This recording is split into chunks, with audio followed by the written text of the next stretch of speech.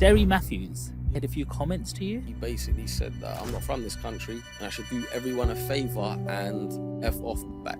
I've still got the screenshot. I'm upset that Neeraj pulled out that fight. Come on, he can't have some bullshit excuse. He pulled out the fight, he made Indians look so stupid because it was supposed to be a rivalry of Pakistan v India. I'll make his girlfriend delete him off internet, bruv. I'll beat him that bad, it'd be embarrassing. Would you cuck him with his girl? I don't know if He's world ranked with the WBC, the WBA, and the IBO, WBC international title ×2, and still knocking him out. that's basically just milking us and robbing us. We're not stupid. That's how his whole image came about. I believe I'm a lot higher level skill set. As Mike Tyson. What's he done to prove he's the best, like, of all time? Your opinion's bullshit. You did fuck all in the sport. Is there a lot of racism within? I don't listen to bullshit, so I don't really care. Prince Patel, the first Indian origin world champion making waves in boxing, and Tony Bange, highest achieved Sikh boxer to come out of the United Kingdom, also first Sikh boxer to win a version of a world title, a rising force in the ring together. They're redefining the sport and leaving their mark on boxing's biggest stage. This is a duo you don't want to miss. When's Fearon, by the way, who's very negative towards, we fell 3 times at Southern Area level. He needs to be punished for it. Them sort of guys, they need to just shut the fuck up. He's gonna see this. I want him to see it. I'm the highest achieving Indian boxer of all time. Amir Khan sitting in the corner, receiving text messages off his wife saying she wants to be with other men. You tweeted that your wife messaged you pictures of other men, and you're still with that wife. What the fuck is this? My mum's sitting there and like all the men looking and stuff, like don't look at my mum, man. Like that mentality. It was painful. Everything's done off my own back. A lot of risks in my career. The reason we don't get pushed enough is because we're doing everything ourselves and it's creating a lot of jealousy. As an Indian, I feel like we're smart people. Frank Warren, he was my manager and promoter. I remember messaging them constantly saying, when can I fight next? When can I fight next? I wasn't getting no replies. Telling them like, look, you don't bluff them a little bit. I'm gonna lose my sponsor if I don't fight. Like, what's going on? They don't care. Do you think judges can be biased? Painful. It is painful, yeah. Welcome back to Take a Seat. This is the #1 channel for mindset and motivation. Last week, we had one of the Furies in the house. He spoke all about him turning professional and all about how hard it is to be in that gym. And you'll get found out very quickly in the boxing ring if you haven't done the work. Today's no different. We've got 2 South Asian boxers. They're very high achieving. One of them's got an IBO World Championship, and the other one is the highest achieving Sikh boxer. So please welcome Tony Bange and Prince Patel. How's it going, guys? It's great. It's great. I'll allow them to start though. Yeah, I'm good. I'm good, Sean. How's it going, man? Yeah, not too bad. Where have you guys come from today? Round and about, just doing bits and bobs. Yeah. Where are you guys based? Sort of outskirts of West London. Okay. Is that where you've always been from? West yeah, London, around that sort of outside way, of West yeah. London. Okay, well, look, it's such a pleasure to have you guys on. You know, you guys are doing phenomenal in the boxing space.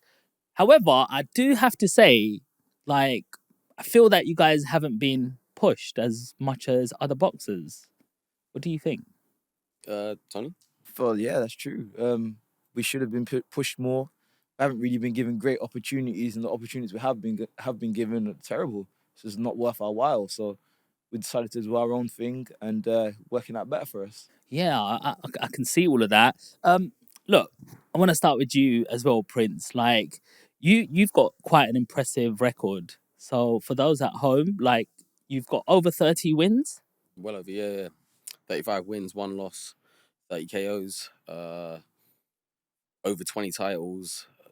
20 titles. Over 20 titles, yeah. But really, in the words of David Hay, he once told me the only belts that count are world titles. Okay. It don't matter if you're Commonwealth champion, if you're a domestic champion, intercontinental champion, the only belt that counts is a world title. Something I've achieved. Yeah, and that's phenomenal, but why isn't it with bells and whistles everywhere? Because it's part of my story, I'm self-made. Paid, laid, self-made. Everything's done off my own back. I've took risks, a lot of risks in my career.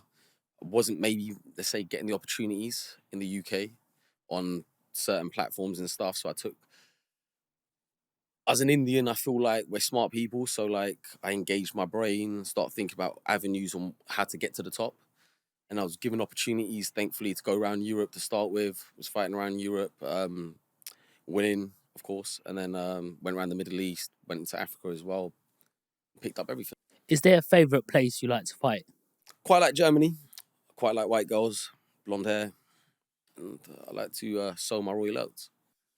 Do you know when you said Germany, you reminded me of when Tyson Fury was there in Dusseldorf and he beat Vladimir Klitschko. Great achievement. Very great achievement. Picked up the IBO belt that I proudly have at home as well. Yeah. And the thing is, which is a little bit similar, is he said he came back around about 2015 it was, and he came to Manchester airport and there was nobody to sort of greet him or, you know, just like, I mean, do you understand where I'm coming from? Like, I know the feeling. like Anthony Joshua gets a standing ovation. He's like golden boy, you know, pushed brands. Whereas at that time, it was like everyone was hating him. And it feels like that same sort of, you know, atmosphere around you guys. Yeah, I feel a bit of the negative energy from people and stuff, but to be honest, I use that as like fuel to progress me to the next stage. I don't know if Tony does the same, but I definitely do that. Also, I feel that the reason we don't get pushed enough is the reason we don't get pushed enough is because we're doing everything ourselves and it's creating a lot of jealousy. The fact that we can actually do everything, engage our brains, and basically do a better job than guys have been doing it in this country the whole time, or like since it started, pretty much. Today's episode has been sponsored by Sean Land. We're growing a like-minded community on Discord. So if you click on the link in the bio, you can enter it absolutely free. How do you stay among the big boys? You know, they've got masses of budgets, haven't they? You know, for their advertisement, marketing, shows, the people, the promotions. Yeah, we've got a lot of backing as well. We just don't brag about it. Hey, To be honest, it's not about who's throwing around their wallet the most and stuff. It's about how good you are. It's about how good you are. At the end of the day, if you're good enough to win titles, you'll win titles. And you look at outside the mainstream elite promoters in the UK, if you look at the small hall promoters and stuff, I've won more titles myself than majority of them combined. I'm just one guy. what's the politics behind it? I don't really like to get into stuff that I can't control. Things I can control is my fist hitting someone's face and someone's face hitting the canvas. That's stuff I can control. I can't control if someone's wife's messaging them pictures of other men. I can't control that. Certain people within the trade, Ame, Iqbal, Dickbal, Shitbal can't. You know, obviously his wife's messaging him pictures of other men and saying that she wants to get with them and stuff. I don't know what sort of cuck relationship he's got going on there. I noticed there's a long couch chair, seat there, and also I see a smaller setup over there on the floor. I don't know if the camera can see that, but is that the sort of place where Amir Khan sits while he's watching someone like AJ plow through? So is that you calling out Amir And Khan? hit places that he can't hit and stretch parts that he can't stretch. I'm just saying, at the end of the day, I've made it clear that I think Amir Khan is a waste of a man. There's a gentleman called Umar Bullettooth Kayani who said that on Terry Stone's podcast. He said, look, Amir Khan's a waste of a man. He's a very respected man in the Slough Pakistani community. And he's saying that about his own countrymen. He's saying that Amir Khan's a waste of a man. I agree with him. And I think everyone watching at home would agree with me, unless you are into watching your wife get blacked and stretched by AJ or another black guy or any guy in general. Yeah, I know Kiani quite well, actually. He's a good guy. He's a hard worker. He's a proper grafter, isn't he? He believes in his deen. He's very humble and he's very respectful as well. Yes. So, how do you get them big fights to get your name up in lights? Look, that's difficult. All I can continue, because boxing at the moment, to me, I'm going to be truthful, it's a hobby. I know, like, at the end, my goal as a kid was to become the first Indian world champion. I got into boxing. I originally wanted to win a national title as an amateur. Originally then wanted to box for England. I'd done all this stuff. I then wanted to be a pro. I become a pro. I then was looking, I was thinking to myself, why has there never been an Indian world champion? Literally, there's over 1 billion people. It has now, hasn't there? There is now, yeah, but at the time, there was none. Like, literally. So I'm looking for representation, guys that I could aspire to be like. And then I'm thinking to myself, there is no representation. And yeah, like it didn't sit right with me. And then even when I was getting the shaft of different promoters and stuff, I used to think to myself, you know what? I'm gonna achieve something, and in 50 years time, 100 years time, whatever, people are gonna be like, well, there's a guy that we could look up to. Like, there's a guy like me, because there's gonna be, regardless of what anyone wants to say, there's gonna be an Indian kid in school who doesn't want to go and become a lawyer or a doctor or something like that, and he thinks, I want to go into combat sports maybe. Has there been anyone like me? Because that's what I was doing when I was young. You might have done the same. Same. Looking for someone like you, and then they'll come across me, and they'll think that's why to me it's very important. Growing up, I didn't see one Indian fighter that I looked up to or thought that this guy's awesome. I want to be like this guy. I used to look at other brown guys thinking, is he Indian? Is it? But it's like he wasn't, and I was like, not disappointed. I was happy for them. They're still doing stuff, but I would always support them because there's a bit of resemblance towards me. So you might have got someone who was an Arab, like Naz, for example. Naseem Ahmed. Yeah, I used to look at him and he used to do well. And it's a bit of inspiration, but truly, it's not the same like when you're in school and you're comparing with your friends and you're going like, they're going to you, oh yeah, maybe you should just like do something different to boxing. Like, maybe you shouldn't play sport. Like, and I'm thinking, but I'm good at football, I'm good at everything. Like, but why shouldn't I play sport? And they're like, yeah, but do you really get that?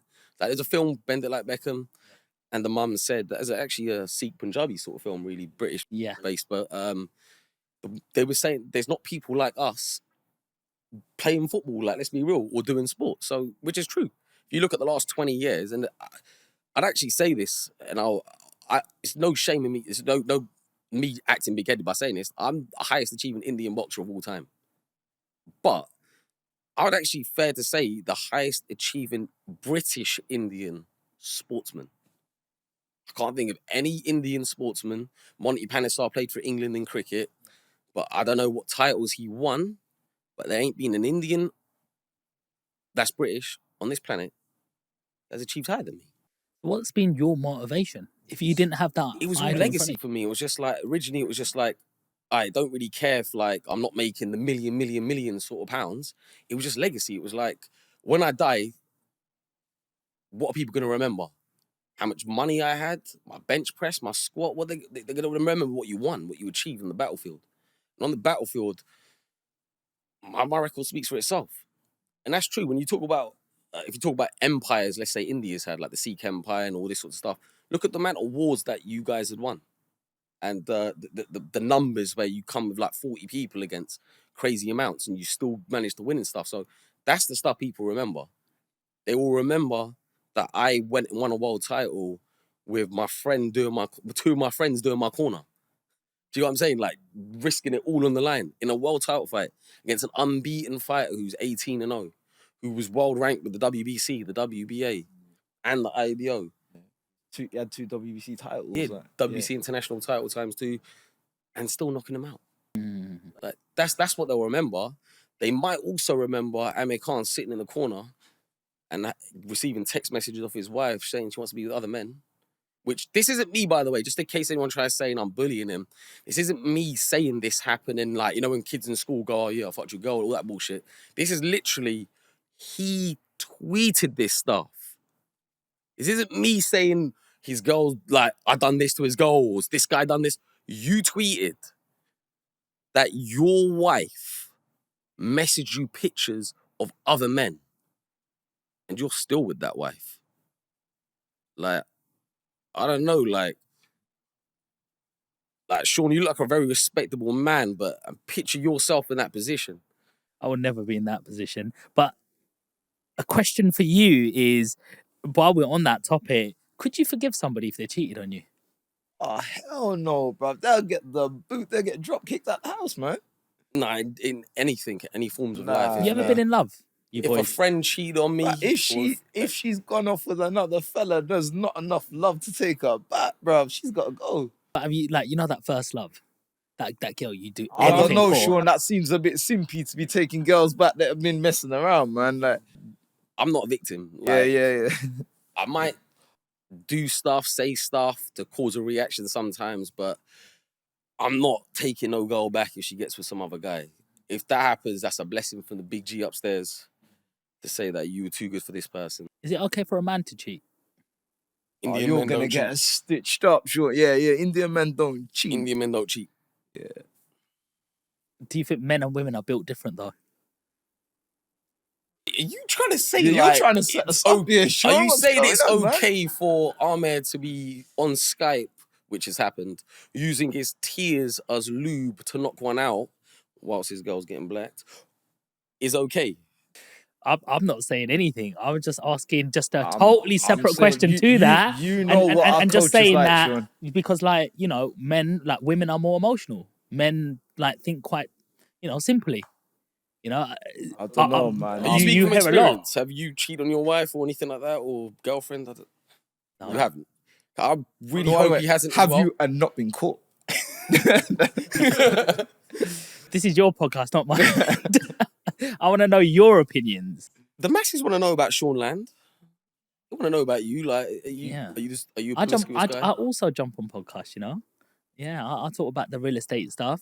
I talk about, you know, mindset. I talk about belief and how to keep going in different directions. But relationships are not my sort of thing. I'm a very simple person in terms of relationship. One man, one woman. That's it. Go along, work hard, pay the bills. There you go. Fair enough. Simple. So you're not into like the activities that Khan's obviously into. I haven't really followed that sort of side actually. Okay, I follow the boxing side. He used to be quite fast back in the day, and it seemed that he just slowed down. Legs went. I was very I thought he would take Brooke. I really thought he would. Oh no, Yeah. he's never gonna his beat whole Brooke. career. He did not want to fight Kell Brook. But that was a shadow of Amir Khan. What was left there? Do you not think so? No, he was never going to be able to beat Kell Brook. Yeah, he didn't have the I think abilities to beat him. Yeah, I think the guy was just He's way too reckless strong with for him, his. yeah. He's got sensible, fast hands, but he's reckless with it. Chin exposes, just From loads of holes. that Danny Garcia just showing that if you just that throw was at bad. the same time, you're gonna catch him. And then what was it? Canelo knocked him out hard as well, innit? He was never going to beat Canelo. That was more, I think, financial gains, but which I can't blame him for that. But Kell Brook would have always beat him. So I have a question. As a boxer, yeah, are you gifted with a chin? Now, look, I know if you get if you get clean, if another professional fighter is gonna hit you clean on the chin, I don't care who you are, you will go down. You know, like if he's put all his strength in it, and you've got Conditioning caught. helps. If you're let's say for example, I haven't sparred for a long time and I just jump in, shots are gonna hurt way more. The next day you even get like bruising on your skin. Like even if you wear a head guard, like underneath it, you feel like, I don't know if you get that, but I get that. You feel more like bruises like in certain areas. But the more you do it, the regular you're doing it, I believe it helps your conditioning. The more fitter you are, the better your conditioning is. If you haven't made weight properly, shots hurt way more. Really? Yeah, for example, you could spar someone who actually does punch very hard. They might not even be wearing big gloves. They might be wearing like 12s or something like that. And you'll then box someone who don't punch hard and you're thinking, because you fucked up on the weight, like it hurts way more. Like, but that's why I try to be very professional when it comes to my training. So when you're at a weight, because I know recently you've like jumped up like 6 weight classes, right? Literally. Like, how do you grow into your weight? Because you don't want to be like, who's this boxer at the moment? Coley? Lawrence Coley. Yeah, like He packed on 30 kilos in a year. you've seen it, but he doesn't look. Or 30 pounds. But kilos. boxing is not a body 30 beautiful. pounds, 30 pounds. Boxing is not a body beautiful game, is it? It's not No, about it's not. muscle. Yes, if you go back to like the olden times, look at the old fighters and 6-packs and stuff. They were built to fight. They're not built to look aesthetically like a model. You're not like, if you're an IFBB pro bodybuilder like Ronnie Coleman or something, you the body fat percentage is ridiculously low. You need like a little bit, I believe, a little bit of body fat to help you train, stuff like that. Jumping up 6 weights, to be honest, it sounds suicidal to most people. Like, people at home won't really understand what 6 weights like. That sounds like, is there even 6 weights they'll be thinking? But like, when I say 6 weights, I mean in the overall scale. So of how many boxing. kg is that more? I won the world title at 50, about 60, it's like 12 or 13 kilos. Obviously, I was walking around heavier when I was lighter, and then I'd cut a lot, and now I'm not having to cut anything really. So how does that? Yeah, that's what I was going to ask. How does that, boxing at a heavier weight, how does that affect you? I feel like I'm punching a lot hard. I feel way stronger. Because obviously I've had to do like a weight program as well. Way stronger. Like, that's why I know like Khan's obviously got that dodgy chin in it. Like, it's like he's bought a dodgy TV or some guy and it's there. Like, it's just, he's got a broken chin. I just feel like he's there to get knocked out. Tony, you fight at middle? I was fighting in super welter. But I'll be honest, I was inactive for like a year, and this fight just come up. Prince goes, look, there's an opportunity to fight for a title against a guy that just fought Virginder Singh. Bro, he goes, I would take this opportunity. The money's good. Everything's in your favor. So I took it. I said, flipping, let's go. And flipping, obviously, the opponent got changed and everything because that guy pulled out. But whoever they put in, similar record, still beat him. And what sort of record do you have? I've got 13-2, but one of them come from a disqualification. Okay. Truthfully, I should have won that fight. Why did you get disqualified? I'll be honest, he's laughing. I did something silly, kind of lost my temper. The guy slammed me on the floor, and instead of getting up and trying to box, I just fucking flipped and started smacking him low. Wow. So how important is it to keep your calm? Very. Well, obviously, they fucking got me disqualified, didn't it? And so what's the consequence on that? Do you lose any money? Is there any financial loss? Nah, you just get it put on your record that you lost by DQ. So it's a dent on You the can record. get fined. You can get fined. Yeah. And do people look at you differently when they're going, shall I have him on my show? Is he going to be trouble or... I got disqualified in the ABA final in the amateurs. I was winning the fight. At the end of the day, we're only human, and like mentally, you're only gonna take so much. And if you feel a guy's cheating and you want to cheat back, That's like, more what's wrong? temperament. Yeah, that's I just actually, temperament. Not I really. won a national title in the finals in 2008, Golden Gloves, by someone getting disqualified. I put him down, dropped him. He got up, just kept holding. Like 10 seconds left, referee disqualified him. And then going on a few more years after, I think 2013 senior ABA finals, I got myself disqualified. A fight that I was clearly winning as well. So it's like, Well, remember, it is fighting. Like, so there is going to be elements of temper and everything involved. Like, I think sometimes it all depends on referees as well. Some referees might not like what you're doing. And like, for example, if you showboat, for example, some referees will just be like, yeah, get on with it. Yeah. Some referees will be like, nah, don't do that bullshit. I don't want to see that. Yeah. So it all depends, especially in the amateurs, they were like that. But yeah, it all depends on everything.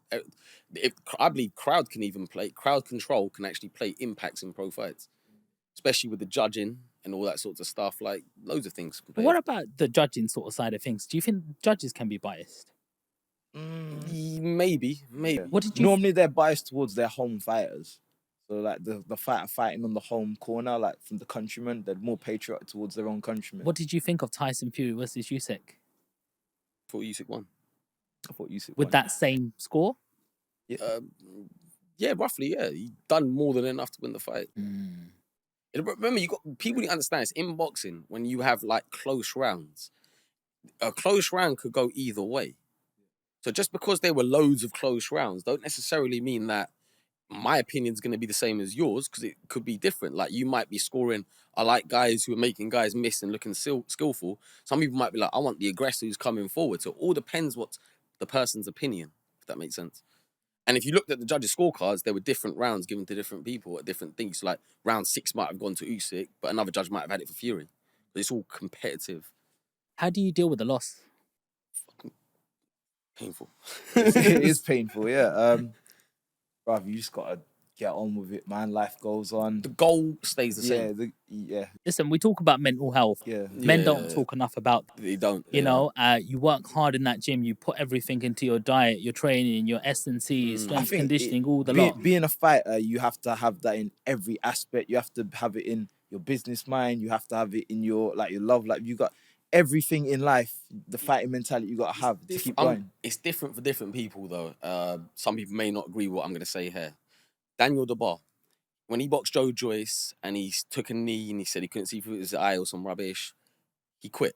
But that would have been a decision he made a minute beforehand. He would have probably been thinking, all right, it's not going well.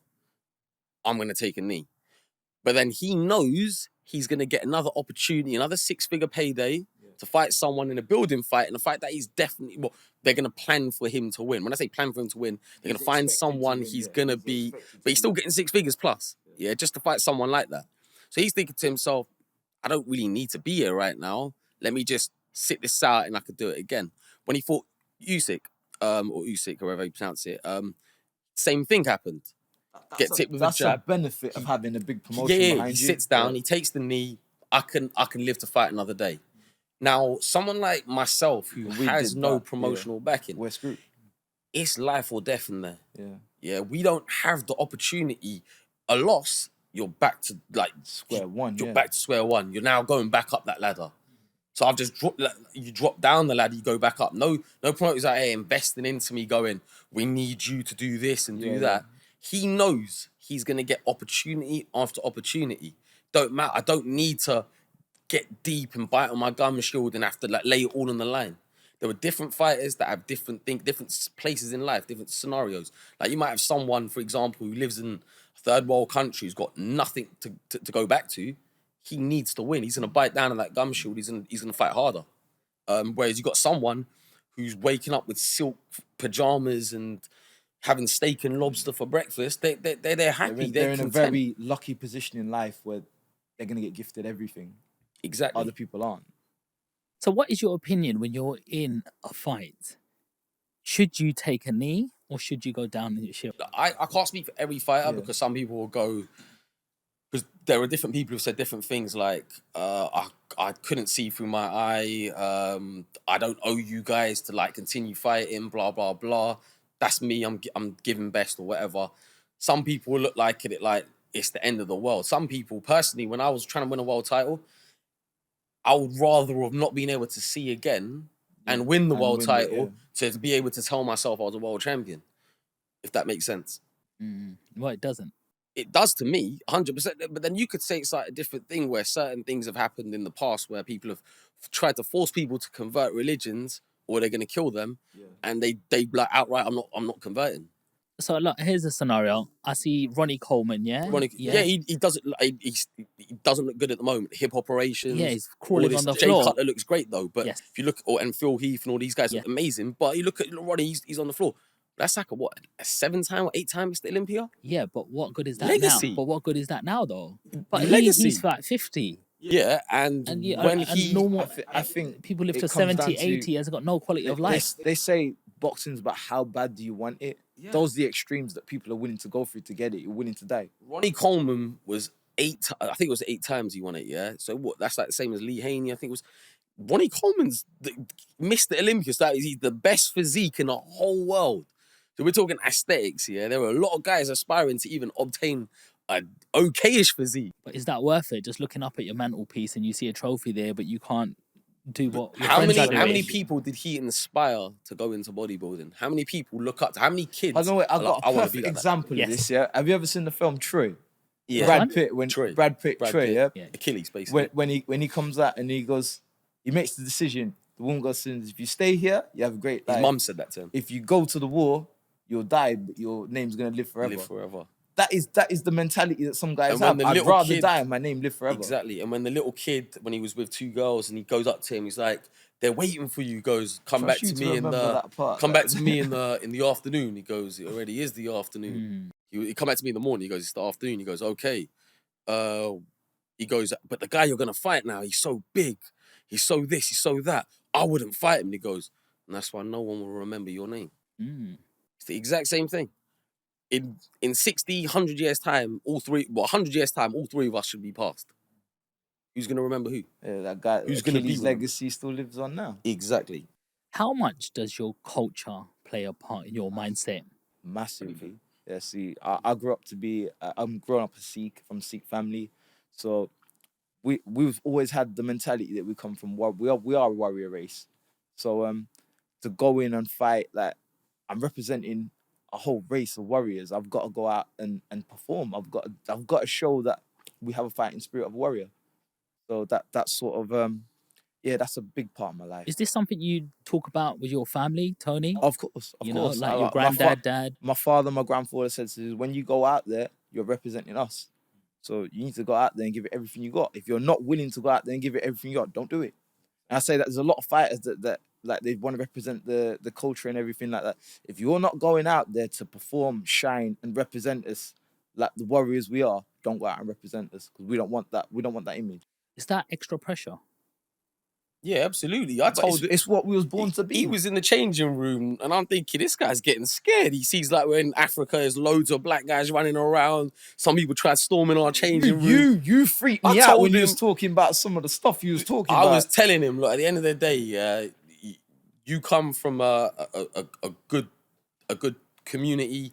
You had warriors like Baba Deep Singh, Harry Singh Nalwar. I'm like, And you're sitting there telling me, oh, I don't know if I want to go out there now. Like, oh, man up. No, go out there and knock the guy out. No, he started telling me, yeah, there's this place called the Volta region and they do like black magic and stuff. They do I was magic shitting myself. I was like, I was just giving him a bit about their that. culture and stuff. Like, but yeah, like I told him, look, at the end of the day, you come from a good stock of people. Represent. Telling me that, and then 2 weeks later, he goes, yeah, apparently some juju happened. The guy had a heart attack in the middle of the ring or something. I was like, what? What? Freaked me out to the max, bro. This guy's crazy. Where you got me a fight, man? Basically, he comes from good stock. He needs to remember that when he's in battle. That's anyone in general. Like, just think about your pedigree, your stock, where you come from. I like to look at it like that. Like, even when I was a young kid, like, always look at it like. Other thing, when we did the ring walk, I had like arranged like a really cool ring walk for me, where I had like an army walk me out. He said, Tom, be careful, because some of these guys, they're not quite like a health and safety conscious, so the gun might go off. I'm like, hold on, wait, I'm walking in front of 2 shots. What the heck, bro? Even he got carried out on the throne. They carried him out like a king. Okay. And, he was sweating because he thought, please don't drop me. Please don't drop me, man. Well, you said like Prince Nassim. I like to look at it as it's my own thing. Like I'm like the modern day Maharaja. Like obviously I feel like I'm royalty personally. Like when I've got my hair, well, normally when it's freshly brushed down, I've got my beard oiled, I feel like a lion. Like when I got my crown on my head, I feel like I feel like I'm above people. I'm gonna be honest with you. I was saying this the other day, brothers. The blood that runs through my veins, I know where it comes from, yeah, and I know what it's capable of doing. There's a reason why I'm the only Indian to ever grace this planet to win a Commonwealth and a world title. And there still hasn't been an Indian to even win a Commonwealth title. Prince, where does your confidence come from? I look in the mirror. When I look in the mirror, like, I don't see myself as an average looking guy. I see myself as like the pinnacle, like the top tier of like what a man can be. I'm athletic, I'm brown, I'm Indian. I look incredibly good. The cheekbones, the jawline, sculpted by Michelangelo himself, the straight white teeth, the girthy lips, the thick, dark Indian locks, 100% Indian Remy hair. Like, not many people, and even women themselves, can have hair this good. Like, so when we're dealing with these sorts of stuff, this is what I come from. I look at myself, I know I would never have a girl ever message me pictures of other men saying, I want to get with another guy. Never. Any of my wife, if any girl ever, any girl you got, bro? ever says to me that they want to get with another guy, that's P45 getting kicked out, like, never. Do you know what? I really love your confidence, and I think more people should have that. And there's certain people sitting at home. You are what you think. If you're at home thinking, "Oh, I'm so shit, my life's crap, I'm ugly," everyone's gonna visualize you. There's like an experiment they done once with a plant, and I think you might even know this one. There was one plant where every time they would water it, they'll say, "You're the best plant in the world. You're this, you're that." The other one, they were like, "Oh, you're so shit. You're so ugly. You're so this." The one that was given the positive, like, energy grew better than the other one. Both had the same water, same soil, same light. The only thing was energy. So I've still got people, all the haters out there, the Khan dick hangers who just love him and idolize him as if he's like a god to them, who love him even though they shouldn't be idolizing a man. They're all like negative to me, but I'm so destined for success that it doesn't even matter. You could say all the negative stuff. You could do all the juju, the black magic. It don't even matter because it's destined. Prince, I've seen some good-looking guys out there, and then you see me, yeah? and you're like, damn. I've seen some good-looking girls out there as well, but you know, they're in a group of friends. They're always the quiet one. They're afraid to have any sort of attention in case they say the wrong thing. I've seen people in the boardroom who never get that promotion because they're not going, oh, I can do this, because they just don't have that confidence. And they're content with their normal wage when they can get to the next level. I get that, yeah, I've seen that. They're not content, but they're looking in the mirror and they don't see what you're seeing. Yeah. Do you know what I mean? One person could say you're ugly. Another person could say you're the best. whoa, No. whoa. But a next Ain't person. nobody ever said Ain't No, that. no, no, ain't no, no no, straight no. heterosexual girl calling me ugly. Listen, and then some woman could They say could be EDL, they could be BMP, Reform, whatever, yeah. Okay. They see me, they'll be like, I want that Indian tonight. I fancy that Indian tonight. But there's another version who could say you're the best thing that they've ever seen. Yeah, it's true. But no matter what it is, you always believe I'm the best. Yeah, absolutely. And you're always gonna, if you've got a 50-50 chance, you're always gonna get that chance because you're there front, believing in yourself. What I'm trying to really get down into, where does that come from? What happens when you have that bad day? It's a good question, actually. Well, bitches ain't getting brown. They're not getting brown that day, are they? What, like, for example, if I had a bad spar or whatever and someone gets the better of me? Whatever that bad thing is in your day. I've only ever lost one fight. Yeah, in the last, as a pro, that is, yeah. So that's like 10 years, I've only lost one fight. It was painful. It was very painful. But I used it as like a positive. I know it sounds crazy, but like it's like I worked so hard to get to it. I fought for a world title, lost on points in Saudi Arabia on an Amir Khan undercard. Oh, So that's why we've crossed paths before. So any of the guys here want to say he don't know who you are. Yeah, he you knows who I very am. well, There's yeah. pictures of us together and all but that that sort must of be a stuff. big stage. Yeah, big stage. It was on TV as well. I lost on points. People in that arena. It was the King Abdullah Stadium. I'm not sure what it holds, but it was a girthy amount of people there. See, on that card, Amir was supposed to fight an Indian guy called Neeraj. Yes. And Neeraj pulled out the fight. And I'll be honest, I'm upset that Neeraj pulled out that fight. He come up with some bullshit excuse. And he pulled out the fight. He made Indians look so stupid because it was supposed to be a rivalry of Pakistan v India. It's a famous rivalry. Yeah, it's a and very famous rivalry. you basically humiliated all the Indians by pulling out. Like, if that was me going into stuff, I would never have pulled out that fight. Even with one leg, you say, I hurt my leg. Bullshit, you hurt your leg because you fought again not long ago. So you pulled out the fight because you were scared. This guy's whole reputation has been built off the fact that he was supposed to fight Amir.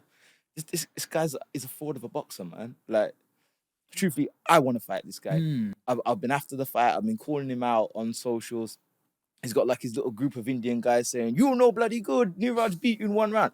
If you dissect his record and look at my record and his record, truthfully, I've beat the better fighters. I've won more titles. Granted, he's had more fights and he's been active and all that crap, but he seems to be active against dummies. See, you say that losses affect fighters, especially when they're not promoted. He's someone who's got some big backing. He's got 4 losses on his record. He never had the backing from the offset, though. Yeah. It's only like when the Khan fight happened, people started to know who he was in India because of that's how his whole image came about. That he was supposed to fight. Then he Amir Khan. done like a campaign to try and get the Jake Paul fight. Yeah. Obviously India's got big numbers. I think Logan Paul's fighting Conor McGregor. Yes. It's not, India. I don't know if it's definite, but it's looking like it's gonna go that way. So I want to fight him on that undercard. Me v him, it's a great fight. If you want 50-50 fights where the records are very similar, the guys are on the same, truthfully, I believe I'm a lot higher level set, like skill set than him. If you want to have a real good fight, you want people to be entertained, fight me. How do you reach him? Reach him. Jump on a plane to bloody India and go find him, man. Now, I'm pretty sure that word's going to get around that I want to fight him because his little group of friends keep messaging me, say, don't mention his name. I'm going to keep mentioning his name. There's nothing you can do. I'm not going to stop. I'm going to keep attacking him until he gets the balls to actually face me and say something back. Why him? Because I don't like him. I mean, he's got a stupid haircut. I think he's a fake boxer. I think he's giving it all this, I represent India. No, bro, you're scamming India trying to make out you're the best Indian boxer. He's the best Indian boxer. After him, it's me. You're not good enough to fight him because he's been a world champion. But okay, I've won a version of a world title. I don't class it like the legit ones, but it's still a high achieving title. You've won the same title 3 times, some bullshit WBC Asia title. Bro, you beat, what was it, a 5-3 for the title. I jumped up 2 weights and fought a guy with 100% knockout ratio in in his country and fucking beat him. in front of 5,000 people. Yeah. But bro, if you want to fight, let's fight. Talk to Jake Paul, talk to your guy, say you want to fight me because I want to fight you and I'm going to keep blasting out that I want to fight you. And so if you get that fight, what would that mean to you? Bro, if I get that fight, I'm going to India and I'm putting the gun down everywhere. That's my main stage to represent what I want to represent. I'm a proud Sikh. I want to represent my community. I'll go out there. I don't even want the money, man. I want that whole stadium lit up with gun there. Nice. And for those at home who don't know what a kanda is, what is that? It's our religious logo. Yep. And what is it made out of? Nice. Nice. It's a circle, a sword, and two Yeah. Kogan. Like Mary and Perry and Yeah. Nice, amazing. So, who are you after, Mr. Like, obviously, Ame, Iqbal, Digbal, Shitbal can't. Obviously, I can't respect the man who sits in the corner knocking one out while his wife's getting blacked and stretched. He done a lot for the sport, though. He brought a lot of eyes onto the Asian. What? So bringing eyes to what? To South To a Asian fighter. dysfunctional wedding relationship? That's outside the ring, though, isn't it? I'm talking about inside. Imagine her ring. Fucking hell. Because as I said before, AJ's a big stud, 6'6", African, Nigerian. I've been out there. I've seen what these guys are capable of. Yeah, so when you got a big stallion like AJ, you know, if he moves a certain direction, it could be a big makhdoom of an explosion. Pun was intended, again. But I'm just saying, like, what's he done to make it all? I'll actually be truthful. In 2004, when he was in the Olympics, I was in year 6 going into year 7. I saw him box in the Olympics. He was the only British representative in the Olympics. He was brown. As I said before, I used to look at anyone who was brown and think, yo, shit, there's some representation. And then it weren't shortly after he was doing the Olympics, I realised this guy's he's a joke. He's fudu. Like, he's a joke. Like, I just couldn't respect him. And then, like, certain things he was saying, certain stuff he was doing. Even now, like, when you hear the certain scandals he's getting caught with and girls coming out saying they've had messages from him and he's supposed to be married. It's not very halal. It's not very kosher what he gets up to. But the thing is, this what I would say in regards to this is, if they are in an open relationship, that's up to them what they want to do. But then don't come out and say you're a devout Muslim and you're proud of your religion and stuff, because the scriptures I've seen in the Quran would not condone this. There's no mentions in the Quran or the Hadith that would allow this. So, in my opinion, as Umar Bulletu Kayani said, he's a waste of a man. So that's one guy I want to fight. It's Amir.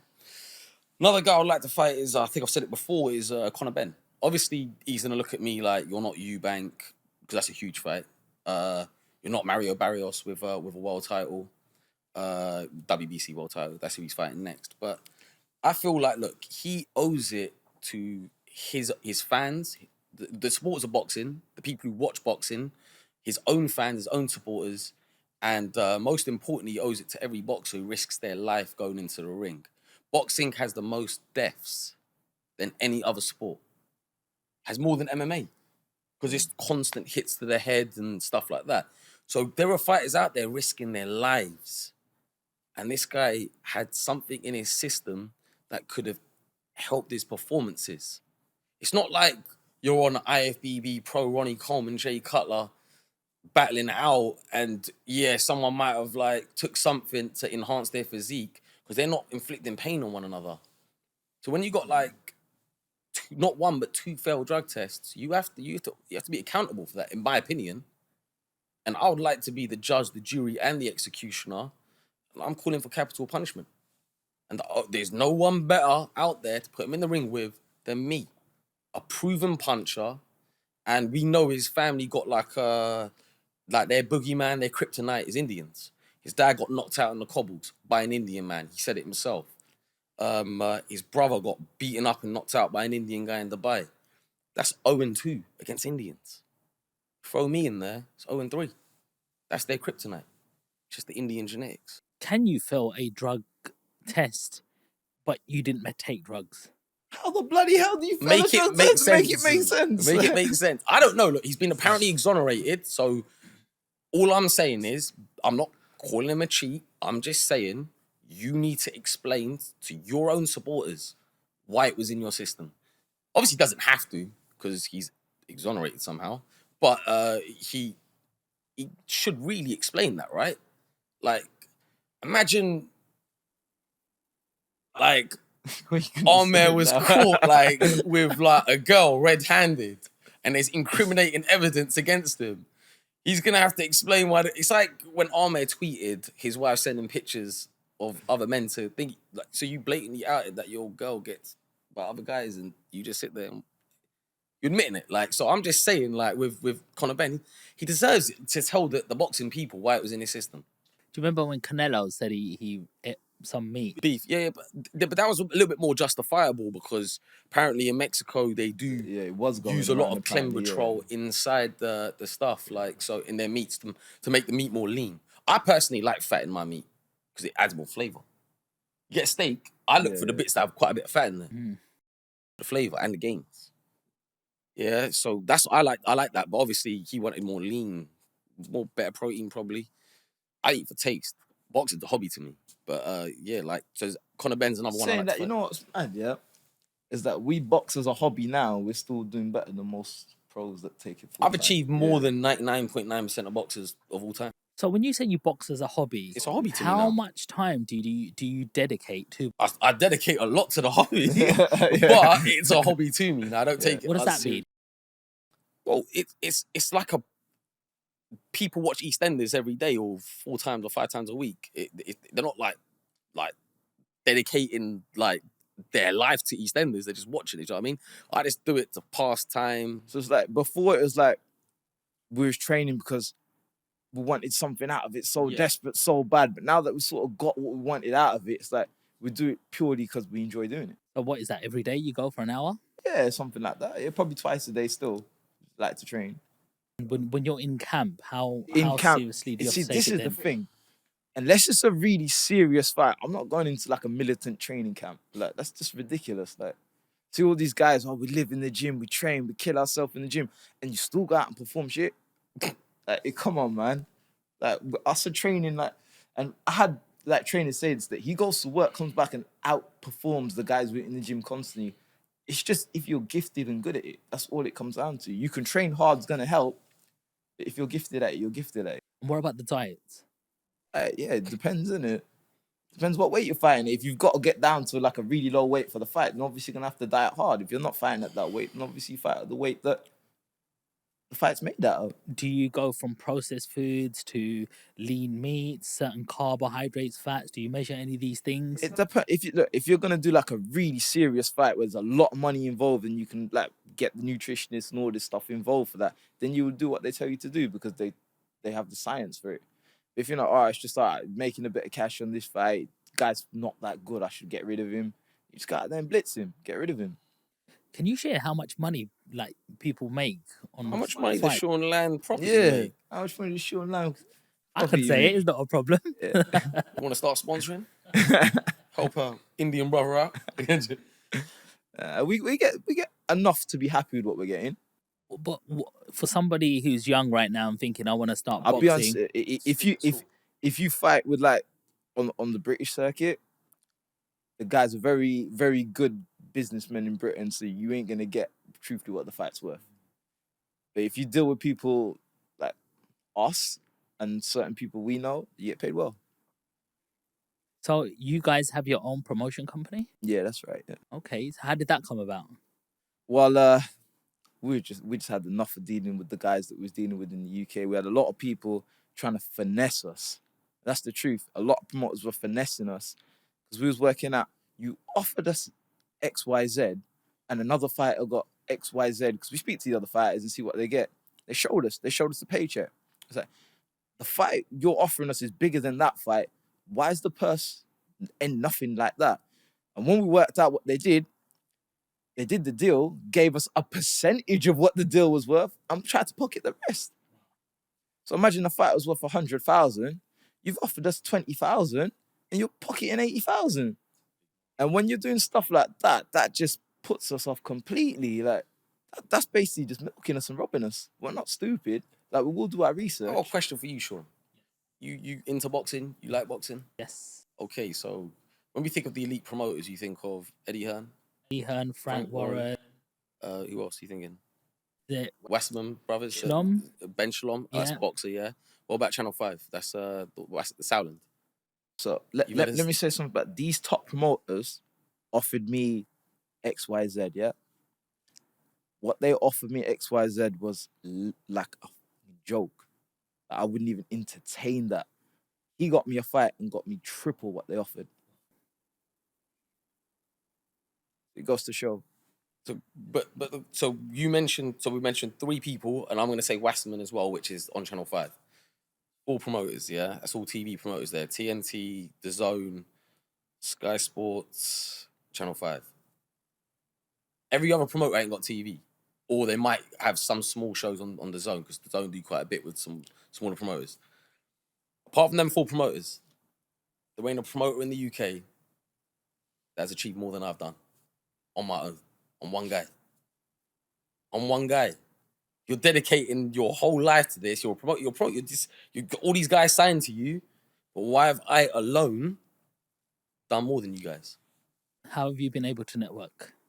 It's not about networking. It's about, I don't listen to bullshit. So someone will offer you some crap and you just ain't gonna listen to it, are you? Like, so I just go do my own thing and do what's best for me. A lot of these promoters, what they try to do with a lot of fighters is they'll make a 50-50 match, which is like 2 prospects gonna fight one another. Within that 50-50 match, they'll offer the fighter less money than what they'll pay a journeyman. And they'll say to them, it's a really good opportunity, you know? Yeah, the amount of times we've heard that. Yeah, it's a really good opportunity. Yeah, but it's a stupid opportunity. Why are you now getting paid less than a journeyman that's got like 2 wins, 400 losses? And then you got a prospect who's got, like, let's say, 10 wins, no losses. But you're getting paid less than that journeyman, but it's an opportunity for you. So this is funny, yeah? Because you would go on a promoter show and they would turn around and say, we're going to give you this as your purse. It's going to be shit money. It's probably like a couple, like 1,000-2,000. It's ridiculous. And they're going to say, but we're going to give you a ticket deal where you get half the tickets. I'm so, hold on, wait. So I'm filling your... No, I'm talking about other promoters. Yeah. What they're going to do is say... No, I mean, they're the promoters. The promoters telling you to sell their tickets. Telling you to sell the tickets, fill their show. They're going to charge the bar ridiculous. They're just going to milk everyone there and milk you. You've walked away with probably about 10,000. You've probably worked away with 40, 50K. When I last fought in the UK... And you've done all the work and the fight. My people drank the bar dry. There was no drink left. People do say Indians love a drink. They drank the bar dry. So how do you know when to turn down an opportunity? When it's a bullshit flipping opportunity. Now, what he does is he speaks to me, because he's got a bit of a mentality where I'll fight anyone. Yeah? And he sits down, I go to him, and I said, bullshit. What the fuck is this? Yeah. This is some 30 offer they're giving you. Well, he made me realise, because there was like a period where I wasn't getting offered anything. And I got an offer and I thought, bruv, they're not offering me anything. Like, shall I just take it? And he goes, bro, you stupid. Do you know what the fighter that's got a worse record than you took a fight like that and got nearly like 5 times what you got?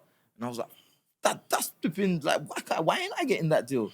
And he goes, bro, trust me, I know what I'm doing. I'll get you that sort of money. Like, how do you know they ain't a Eddie Hearn or Frank Warren or an Adam Smith who's watching, who wants to start shouting about you and going, this prospect, you've got to watch out for him, you know, by being on that show? How do you know you haven't missed that opportunity, which was not monetary? No one's going to do that unless there's something in it for them. Because why am I going to take exposure away from my fighters to give it to a guy I've got nothing to do with?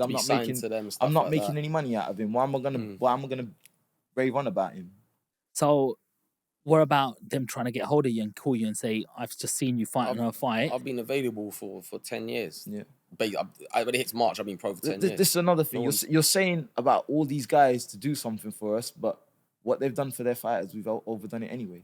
So why do we need it? Apart from the elite ones, like your Eddie Hearns and that, who've got multiple world champions and stuff, I've been with one of the 4 we mentioned. I was with Frank Warren. He was my manager and promoter. I never even had his contact number. I had to deal with some guys in the office. I remember messaging them constantly saying, when can I fight next? When can I fight next? I wasn't getting no replies. Yeah. The guy would then say to me, he's working on it.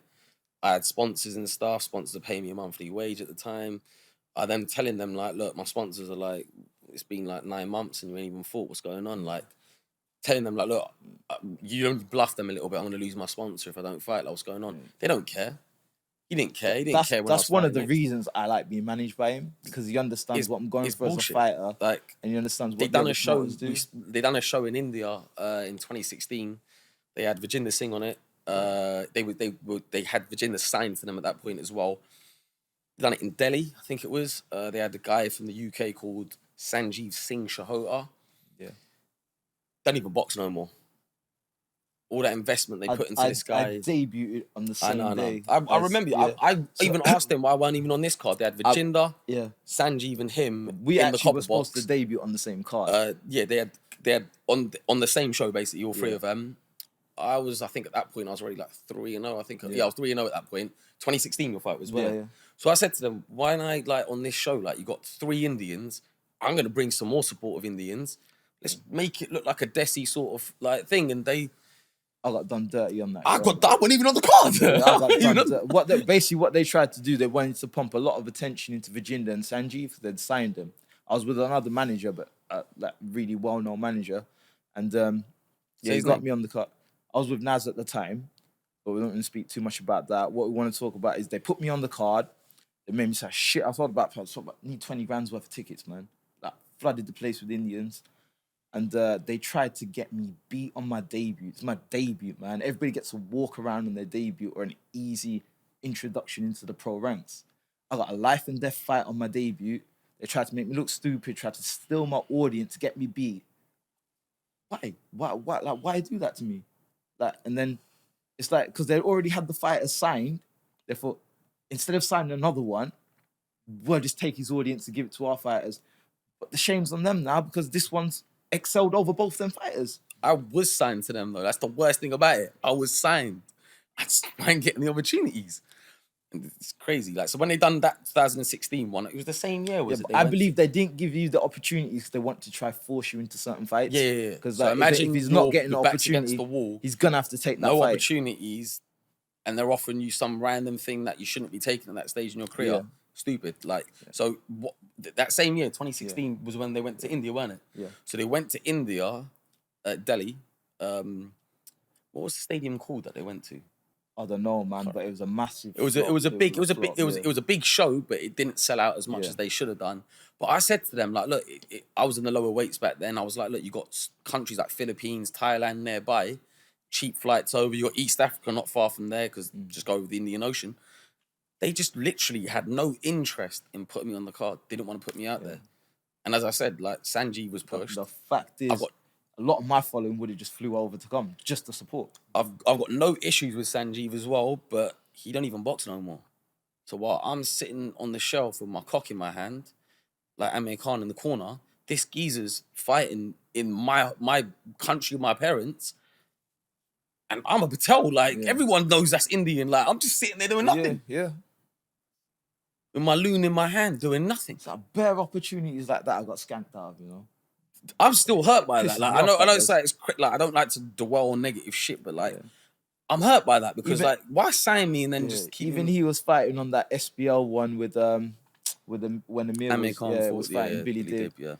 And I was supposed to be on that, and the manager that I was with at the time did me dirty, man. He made me fight at your call instead of going to that show where I was gonna get paid, and everybody got paid really well on that show. Yeah, so you basically lost me a payday fight. Like, all got really good money in to sell tickets to fight on your bullshit, your call show. That's why I left him. When I found that out, I was like, you've done me dirty, man. Like, you took away opportunity from me. So what about, there's a few other Asian Sikh sort of fighters, Virginder Singh, Dylan. I've surpassed Virginder. Dylan, Chima. I've surpassed Like, Dylan. how comes it felt like we heard them more and saw them more on some? Because they got put on the platform. In all fairness, Dylan won the ultimate boxer. That's why he got pushed hard. Then after that, they realised that was sort of his level. That's where he's going to be. When he started losing, then they started losing interest. He was losing to guys he should be beating. So what is it like fighting in India? I've never fought in India. We never fought in India. We want to fight in India. I want to fight in India. Yeah. If Logan Paul and Conor McGregor want to put one of the sexiest guys in the world on the card, They want to put the flipping 2 brown guys taking over on the card, man. Put on. What do you think of influencers fighting each other? it's great. It's good. It's great. It's I good think for it's good for the sport. Look how much attention Mike they've been with the Tyson sport. versus Jake Paul. Great It was good. numbers. Who didn't want to watch that? I'm a stats, figures, and numbers guy. Look, the numbers don't truth lie. is, the entertainment aspect of boxing revolves around stuff like this. WWE and all these things do great because they're entertaining things. So The fights ain't even that great on WWE. It's like, what kind of crap is this? WWE But it's is the entertainment of pre-scripted it. entertainment. It's the pre-scripted as entertainment well. aspect of sports. Yeah, and I like that. I grew up watching. I love that. That was me as a kid. I wanted to do that. I wanted to be 7 foot tall. I just didn't even hit 6 foot. But like, that's what I wanted to do. Like every night, I used to go to bed begging God, 7 foot tall. I hit like 15, 16, and I was like in the lower weights in the amateurs. Why do you think all these flash fighters like Nas, like well. Ben Whitaker, all these guys, they explode on the scene because people want to be entertained. Entertainment. So go out there. It's the entertainment business. Sports entertainment. Go out there, put on a show. Influencers are great. Like the thing is, people want to go. Let's look at the facts here. They say like Jake Paul, Mike Tyson was a joke. To be honest, you could look at elements of that. It's a 58-year-old man, hadn't boxed for over 20 years, coming off 2 stoppage losses as well, known for smoking weed on a regular basis, all this sort of stuff. But look at the numbers they made. Look at the viewing figures. I'll be honest, people are tuning in to watch that, Yeah. but they're not turning to tune into this bullshit shows in the UK. The other thing what you got to understand is with the influencers have a lot of money. So you can afford to pay the best of the best trainer. You can, and if you've got that sort of like advantage in boxing, you can get good very quick. Jake Paul's not a bad boxer. Yeah, he's Jake not that Paul's bad, actually very good. He's been training. Even since, KSI for weren't years. that bad against Tommy Fury. Yeah. I thought he won that. I thought he did beat Tommy Fury as well. And I think Tommy Fury knew at the time he got beat, but was gifted a decision. But what I'm saying is with guys like these, KSI has the money to train with the best people in the world. Jake Paul's been training with the best people in the world for years. He's obviously going to improve. You could get some donut down the street who's never boxed in his life, start getting him to train with the elites. He'll pick up stuff fast. Yeah. You can't make up being hit though in the face, you know? But you adapt You condition to to it. You get You can conditioned condition to it, yeah. You get conditioned to it. Right, you're not a complete sissy, which, remember, he used to do wrestling and stuff, so he's not a complete... He's you he's learn very how to athletic. fight Look at quite Logan well. Paul when he went into WWE. He's very athletic. Would you fight an influencer? Hell yeah. Why wouldn't I? That's like a That's golden what, ticket. like, when we talk about these influencers now, you got like Amir, Iqbal, Dickbal, Shitbal Khan, yeah? He's calling out the 48-year-old Manny Pacquiao. The 48-year-old Manny Pacquiao. Let that marinate, who's 16 years older than me. He's old enough to be my dad. Yeah? Let's cut the bullshit here, yeah? He's calling out an old bunda, yeah? So the way I look at it is, and also he's calling out the 1-1 professional boxer KSI. Let that marinate. A 1 win, 1 loss KSI. But he's supposed to be retired himself. You're calling out a retired 48-year-old and you're calling out a 1-1. They're the guys you're claiming you're having negotiations with. You think you can take Amir Khan? 100%, of course. I'm not going to do a Neeraj Goyat or Bumyat, whatever you want to call him, yeah. And just pull out the fight. I need revenge for what you did to our people for that, bruv. You humiliated us. You If he like somehow, cowards. I don't think he does, but if he somehow pulls off the impossible and he beats Tony and the gods are with him or that whatever. guy is not beat. He's gonna get the gi slapped out of him. He's gonna get battered. He's gonna get flipping toyed with. I'm gonna cut his hair in the ring and just take the piss out of him, bro. I hate that stupid haircut he's got, man. I don't really get how it comes. Yeah, I've never met an Indian with hair like that. How you got an Afro-Indian, bro? So What ugly, the fuck? man. But if he somehow does manage to beat him, I know I see his videos where he goes, #1 India boxer. Number one WBC fraud. He's a fraud. Your record's padded the fuck, bro. He says like 3-time WBC Asia champion. Bullshit belt, yeah. Yeah, well, I've in the words of David Hay, if it ain't a world title, it don't count. So if you somehow beat him, man, I'll slap the shit out of him. Bro, I know he's gonna turn around and say, well, "What belts have you got?" World title. But a version of a Come on. world title, yeah. What if he says to me like, "What sort of belts and stuff you got?" I'm gonna say, "Bro, I went away to win my belt. You won the same belt in your own country against guys with fucking like 50-50 records, Yeah, if 5 that, and 3. Like you beat someone. And then you 5 lost and to a 3. debut after winning. Yeah, it. you lost to a debut. You lost to a debut You then after retired. winning. You then lost 5 fights in a row straight after. So it just goes to show you're a fraud of a boxer. How you gonna be a champion then lose to a guy just starting? That guy's gone on to lose 5 fights straight in a after row. you. In a row. Against records that didn't even have a win on their record. Didn't even have a winning record, any of them. They were all Yeah. like losing records and So it just goes to show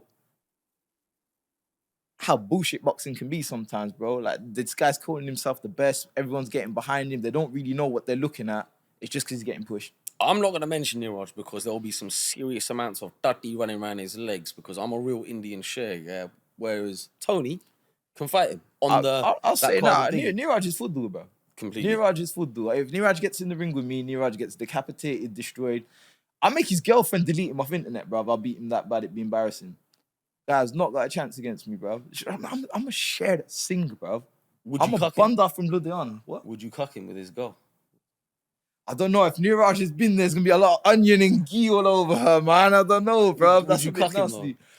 Nah, man, you could imagine the ghee in the smell, bro. You beat him, and his girl goes, "Look, Tony, like, I want you to in front of him." Like, I don't know, man. Like, I think just the look of him, just knowing he's gonna have that real Indian smell on him, the jasmine oil all just dripping down. I quite like the Indian smell personally. Like, we don't have that, bro. I'm just saying, like, I like the food, you know, that sort of stuff. The jasmine oil just dripping out of that soul glow haircut, bro. There's a lot of oil in my hair right now. But yeah, that's a good fight. I think it's a good fight, you and him. Bro, it's a 50-50 on paper, but truthfully, me and you know. Did you know who he was, by the way, Sean? No. You didn't know he was? No, I had to Google him when I saw him. Yeah. Neeraj Goyat. What did you think of that permed haircut he's got going on? I think everyone's entitled to their style. He might be saying what you're saying. I'm beautiful. I'm the man. You know, I'm a good specimen of a man. He must have looked in the mirror and realised that he's clapped. Did you see him fight on the Jake Paul card? Yeah. Did you see the pathetic hip thrust? You could tell he ain't giving his goal like that proper. Yeah. Each to their own, innit? Bro, that's the diplomatic. I don't want to say anything harsh. I know. Look. The truth is, Seek up there like to give like a good accountability of themselves, but bro, that guy's humiliated our race, bro. Like he needs to be punished for it. I need to go in the ring. I need to slap the shit out of him. I need to humiliate him, beat him. I don't want to take his girl because once he's been there, I don't really want to be there. But I might just take his girl out for a jar, like a cup of jar, take her for a tea or something, just to hurt his feelings, bro. Just to make him feel that you are a waste of a man. Oh, man, come on. I feel like I'm in a press conference right now.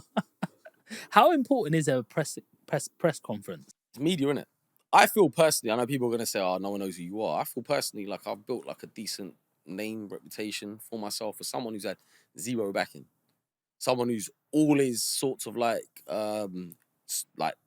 promotion has been on YouTube, stuff like that. Like just people interviewing me saying stuff, mainly with the boxing world. So mainly I'll go on like interviews of boxing channels on YouTube and that's how I'll get myself out there. But now Coogan as well. Coogan. Yeah, I know Coogan quite well, very well. But yeah, like loads, it's mainly just boxing world, like AFL, boxing media. See, the thing with Coogan is cuts a lot of the good stuff out. The interviews, like the boxing people, they get worried that their channel could potentially get shut down, all that sorts of bullshit, monetizations, all that garbage. Shouldn't even be telling this guy this. Yeah, I know. The bullshit I said, stuff, man. But yeah, like he's that's how I've mainly got my name out there. And for me to be, if you go to any pro gym and any boxing gym in the UK, they should know who you are. Yeah, 9 out of 10 people will know who I am. So I feel like I promoted myself fairly well. Just haven't really been given the opportunities in the UK. But if opportunities ain't there for you, I say just kick the door down, break the wall down, make people have to take notice. Is there a certain boxing you see in the press conference room that you say, I like what he's doing? It's like David Hay. David Hay's press conferences are really good. Yeah, I like stuff David. He used to say. He's very charismatic, talks very well, and very smart man. Very smart man. David gave the blueprint on how to get bitches, isn't it? Yeah, David's a good guy. I actually had this conversation with David in the gym last year. Do you remember when he walked into Churchill's that time? Yeah. So I'm with my coach, Sam Mullins, at Churchill's Boxing Club, and we were talking. He's like, do you think maybe you should play like a quiet, humble sort of... Yeah, I remember this. I was like, it's kind of bullshit. Who the hell wants to watch that? Like, and he was like, no, trust me, it will work wonders for you. I was like, but no one's going to llisten to no press conference. I see you shaking your head there. You're basically agreeing with what I'm saying. Like when he said like, it could work wonders for you. Like, no, I ain't going to work wonders for you. Like, and the funny thing is, David and his girlfriend walked in the gym, come up to me, said hello. And he then's talking to me about boxing. And then I just ran and went, David, bit of advice there, yeah? My coach is saying the quiet guy is better than the loud. And he was like, no, That's bullshit. That's Like, bullshit, he goes, yeah. just, and like, they're having a full-on debate now. And I was like, it's good to have the haymaker on my side here. You know what I mean? But Like, even I've realized that I did all my interviews and everything. I tried to play like the professional, the humble, quiet approach, not really causing too much drama. Bro, no one wants to watch that shit. Now I started being outspoken and calling for fights. People are realizing, oh, this guy's coming. Like, he wants to fight. You can't be a fighter and not say I want to fight. Well, what are you in the game for? So I'm saying, I knew I just want to fight, man. Fight me. Stop being a coward, bro. is there anyone else other than Neeraj? I got a few. There's a few of the Misfits guys that, look, we're speaking to the Misfits about us still doing the tag team thing. So we want to challenge the champion straight away. So we're thinking me and him come in, take the straps off you, and slap up your tag team champions, man. And Mams likes the idea of that. So we got a meeting with them later, and could be potentially seeing us slap up the Misfits tag team champions. Sounds good. What's it like fighting in Africa? It's all right. You'd actually be quite surprised. There's actually a lot of Indians in Africa, not just East Africa. Like, people think like some people come to like Kenya, Uganda, Tanzania. You got Indian promoters You as well. exactly. You even get them inside like in Ghana as well. Like, some shopping centers in Ghana are owned by Indians. They're owned by UPNA. Even in Tanzania, when I've been out there, some of the politicians are actually Indian as well. There was I fought in a place called. It was in Dar es Salaam. I can't remember the exact district, but it was like the town name. But there was basically Majority of the big was the prime what is it, like the mayor of that mayor, area? yeah. It was the mayor of that area, and they come up to me and he was like, "Yeah, it's good to see you here," and all that sort of stuff. He was at the match and stuff, and it's there's a lot of them out there. There's a lot of South Asians. A lot of people think when we go out there. to Africa, it's just pure Africans. There's no really any up in there. There's a lot of Chinese and a lot of Indians out there. But in the boxing game, when you're actually in the venues and stuff, especially in Ghana, mostly Africans, it's mostly going to be Africans. But if you got like 5,000 plus people when we're fighting in Bookham Arena, a handful of like, let's say 20 or 30 Indians or Chinese, like Orientals or anything like that, you're not really going to see them as much. You even get Europeans there, like German people there and stuff. I've had people fly over and stuff from different parts of the world just to see me when I'm out there and stuff. So it's good. I remember having a box on here a few months ago. I'm not sure if it was Casey Kadimi. But basically he said he had a fight in Africa and they played all sorts of tricks up until like they wanted to feed him, try to give him food poisoning. I didn't even know he boxed in Africa. I know who Casey is. He's a nice guy. I'm not. He's Afghan. Yeah, one of them boys. I don't know if it was Ahara. It was one of the boxers that basically they said they had a fight in Africa, and there were all sorts of tricks being played. You've had that here with British promoters. What boxers have you had in there? We've had Casey Kadimi. We had Ahara Davies. Johnny Fisher's been on. Spencer Fearon, the commentator, he's been on. There's been Spencer Fearon, by the way, who's very negative towards me. I'm just gonna get this out here. Okay. You failed 3 times Southern area level. Let that marinate. You failed. You're laughing. I'm laughing underneath the serious face right now. You failed 3 times at Southern area level. You've never said nothing nice about me in my whole career. You should humble yourself. I don't like that. Look, if doesn't make sense. You haven't surpassed the guy that you're taking shots at, don't take shots at him, man. Because you haven't done what he said it throughout my whole career. Like, you haven't achieved nothing in professional boxing. That's not just that like situation. There's been bare situations where we've been on people's shows, other promoter shows, and they've got like commentators on the show taking the piss out of us, saying they're not this, they're not that. We surpassed you by miles, like, and you're commentating about us. And what they're gonna say, it's just my opinion. Well, your opinion's bullshit. You did fuck all in the sport. Why are you giving? You don't deserve to give an opinion. You ain't good enough to give an opinion. Isn't he some sort of boxing historian?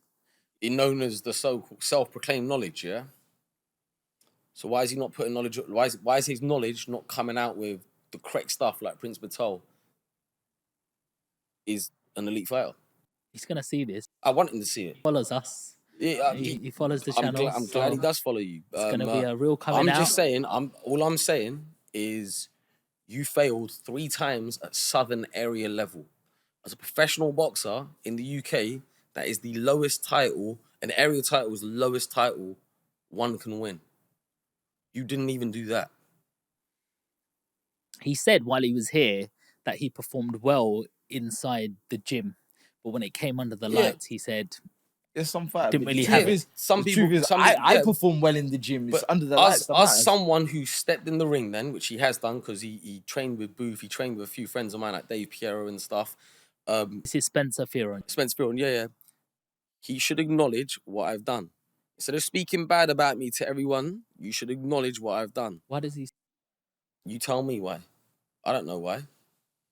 I don't know why. I've not done anything. As far as I'm aware, I've not done an AJ Amir Khan Right, situation. Spencer there. never said anything about me, and I get on quite well with him. But I did get on well with him. Not just this isn't aimed at him, but there's a lot of other people in the sport that are negative towards fighters that have not achieved what the fighters have achieved. So them sort of guys, they need to just shut the fuck up. I don't Stay even in their care lane, if he man. thinks I'm a dick of a person, but put some respect on what I've done. What I've achieved in the game, you couldn't do. That's You like was, some. you was that's like training someone, with Adam Booth as well. The time David Hay was training with him. That's an elite trainer. You had backing. You just wasn't good enough.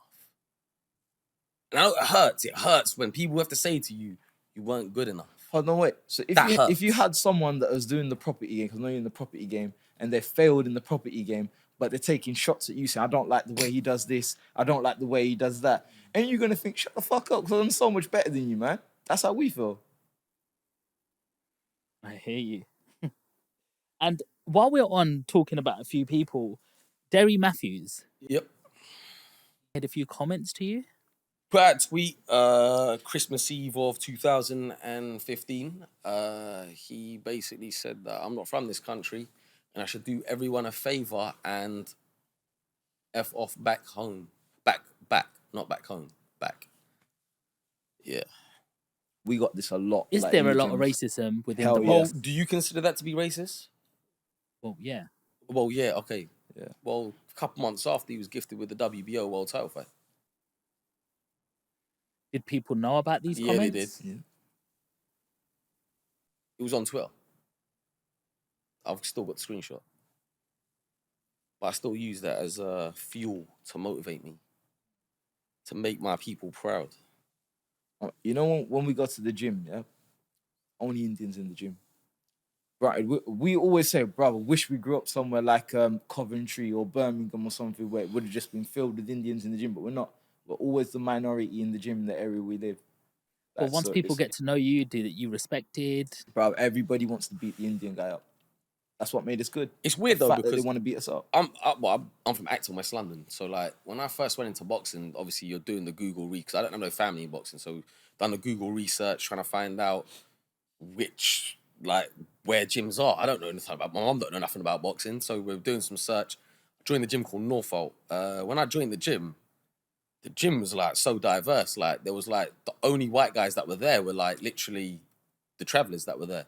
You didn't get very rarely you got like an English white guy going to the gym.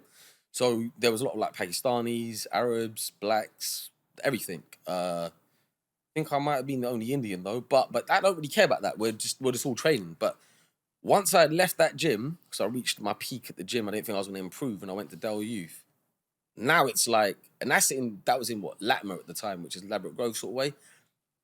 Now it was like there was no Indians. You've got a couple of Arabs there because it's quite an Arab predominant area, but it's predominantly white now. Odd black kid there. And as he just said, everyone wants to beat up the Indian kid. That's what fueled me to want to fight. Every time I went to the gym, is that they looked at me like I was better.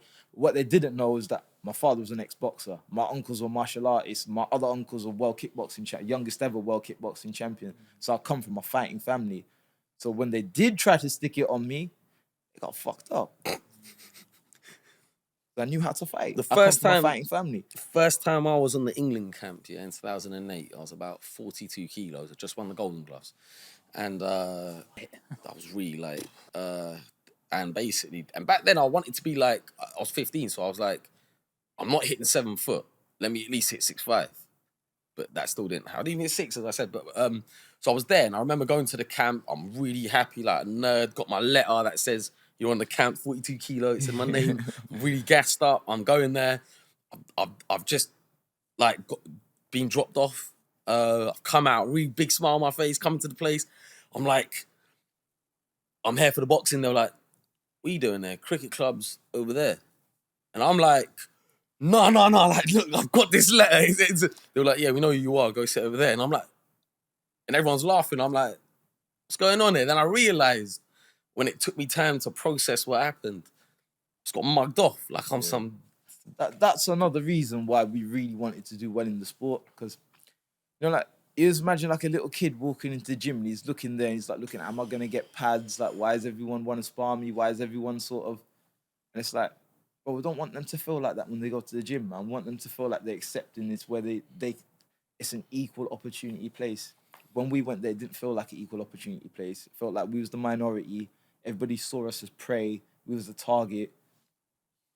It wasn't a nice feeling, man. Like, especially when people go, cricket clubs over there. Like, you're sitting there, like, you know, you went with your mum when you first went to the gym, innit? Your little Indian mum sitting there. Like, it's just bare, like, oh, like, a lot of travelling men around screaming and shouting. Like, Englishmen say, go on, boy, go on, boy. And you're just there with your mum, like a little Indian guy learning how to box. And Did you go with your mum as well? Your man go? No, my dad didn't go. Your mum come with you? My mum come. I used to hate my mum coming to the gym with me. She got banned. banned. My mum was, my mum was like when she was younger, really pretty, innit? And I hated her coming to the gym and sitting in the gym. Your mum's still pretty. Yeah, but I don't. No, I'm not. I'm just saying, like, no, but I didn't like. I like being up now. I'm quite protective of like the girls in the house. I didn't like my mum sitting there and like all the men looking and stuff like that. That even more like that made me want to hurt them more. I was like, don't look at my mum, man. Like they brought out that mentality, like. But it's all this stuff that fuels you to want to fight. It all plays on your nerves, gets in your head, and So what made you overcome these things and just go, do you know what? They're right. Let me go to the cricket. Determination. I have a goal, yeah. My goal isn't to be second best. My goal isn't to sit in the corner like certain men. My goal is to be the best. If I set my sights on doing something, I will do it. Why? Because you even play the computer game and you're trying to complete the level and you just can't get past it and you're just spending hours and hours trying to beat it. It's like that. I won't stop until I get past that level. You have to win the battle. It's like it's stuck in your head. You could just stop playing the game and all that money you've invested in that game is wasted. But I ain't wasting money. I ain't wasting time.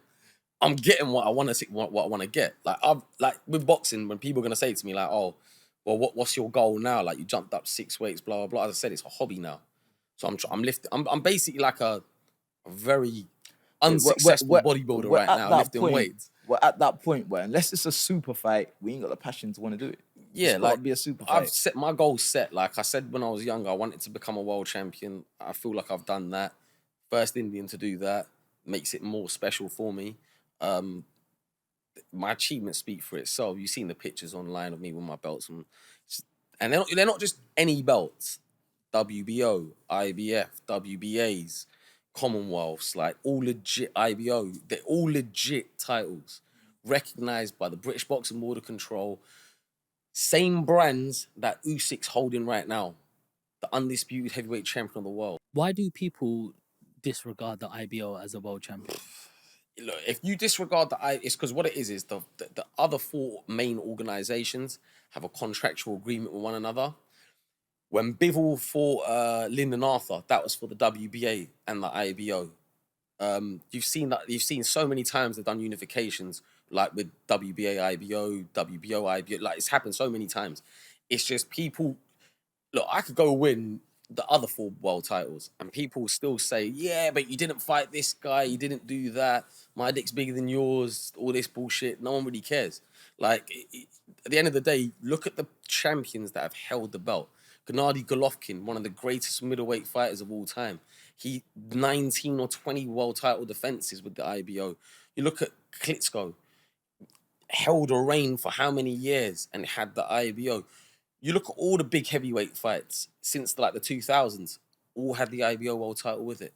Anthony Joshua proudly held it. I think people say it as a little dig. It's a little dig to say, the truth is, my house is nicer than yours. The other champions hold it, so why would you diss it?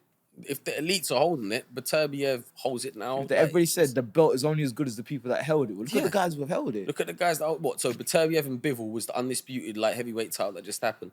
Beterbiev beat him. Beterbiev has 5 belts now: the WBA, the WBO, WBC, IBF, IBO. Why is he carrying that? Why is he paying sanctioning fees for that? Why is he giving percentages of his purse to fight for that belt? The mad thing is, people recognize the WBC as like the main one, but the truth is the WBA is the oldest. Yeah. Why does everybody want that WBC? Like, I think it's because the way it's been marketed so well. Made that belt famous. Floyd made the green and gold belt famous. What do you think of Floyd Mayweather? An amazing athlete, best fighter to ever live. If you're talking outside stuff, political stuff, Floyd can do what he wants. Yeah, he's not getting cucked like Amir Khan, is he? Some people say he won't go down in history like. How could he not? How he beat like 28 world champions. Yeah. How difficult it is to win a world title because of the stuff he does outside of the ring. They say. Well, give me an example. Yeah. Just like the fact that how cocky he is, how many watches they show, how much money they show. Whereas, like, you know, classy as Clay, Muhammad Ali, he'd help his people. You know, Floyd does help people. You do see videos of him helping people. Actually, Fearon, who I'm quite close with as well, he told me when he was with the TMT, that's the money team, Floyd gifted him stuff and stuff like that. They didn't have to do that. A lot of people actually diss me and him, but we don't advertise all the charity work. We did once, but we felt it was a bit exploiting, so we didn't do it all the time. But I personally don't like when people take pictures of like homeless people, like the pride people and stuff like that. We're doing it, it's genuine, it's not really for the But gram, if you have a platform, isn't it your duty to show people? We did once to show we do actually do it, but we don't want to make it an exploitation of it. There to I don't like exploiting the fact that, like, look, if I put it like this, if I didn't have much and this guy who's really like to them famous and like got money comes and starts taking pictures of me, it's like, yeah, I've got you some food, got you this, got you some money. I feel even worse now. I feel like a complete fucking idiot, if I'm honest. I'd feel like a joke. Like, I'd rather just not be involved, like just take it. I don't want my ego would come in the way of that. It's like when Amir Khan gave Mario Kindland, who beat him in the Olympics, he said like he would sell him his Olympic gold. And he was like, no, don't do that. I'm going to give you £5,000 or whatever it is, or dollars or whatever it was. So he gave him $5,000. Big deal with it. We got to put it on Instagram. We got to do a big picture together. If it was genuine, all this you wouldn't stuff. have to do that. If it was genuine, you wouldn't do that. If it meant from the heart. I do a lot of charity work. He's seen the amount of charity work I've done. Like direct debitly coming out, like sort of charity work. When we go to certain parts of Africa, there's kids who will like hold signs and say, thank you, Prince Patel, because what I've done for them and the school sorts of stuff, like fixing the buildings, the plumbing problems they have, the electrical problems. Because in their countries, it's not like the UK where the government will just fund health and safety into schools. No.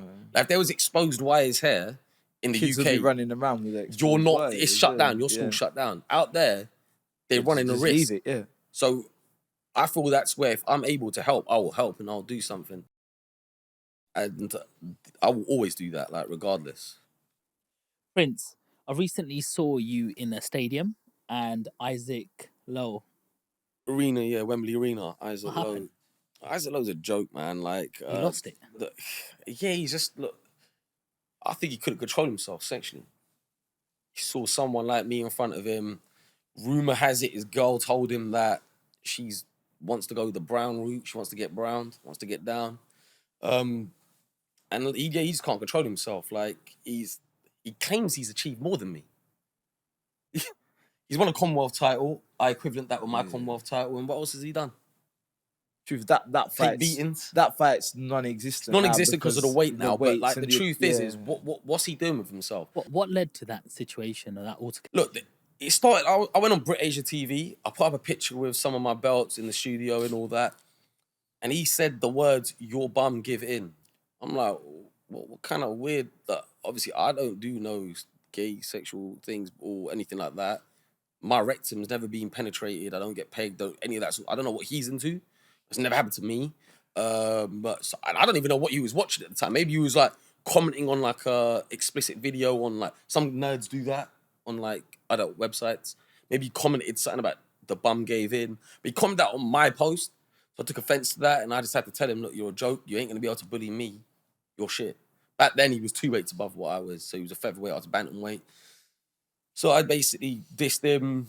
Fight was building up, and we never got made. Truthfully, we did get an offer for the fight, but the fight, what they offered, was nowhere near what the original thing was this channel. I was invited to go there by his promoters, and off contract they said basically what we were gonna do is try to build the get fight you an IBO world title on the show, build it, and then the next fight you fight Isaac. I was like, perfect, let's go do this. And then they basically changed their mind and was like, no. So you're not doing the IBO title. Not doing now. the IBO world you title. You got to fight Isaac. The guy who offered me the fight, I fought on his show in the UK in April of 2023. He then told me that you're allowed to have 2 people on the undercard if you was to fight him. So I was thinking immediately my boy Tony, and I was thinking one of my boys, another guy. He went, nah, I'm picking.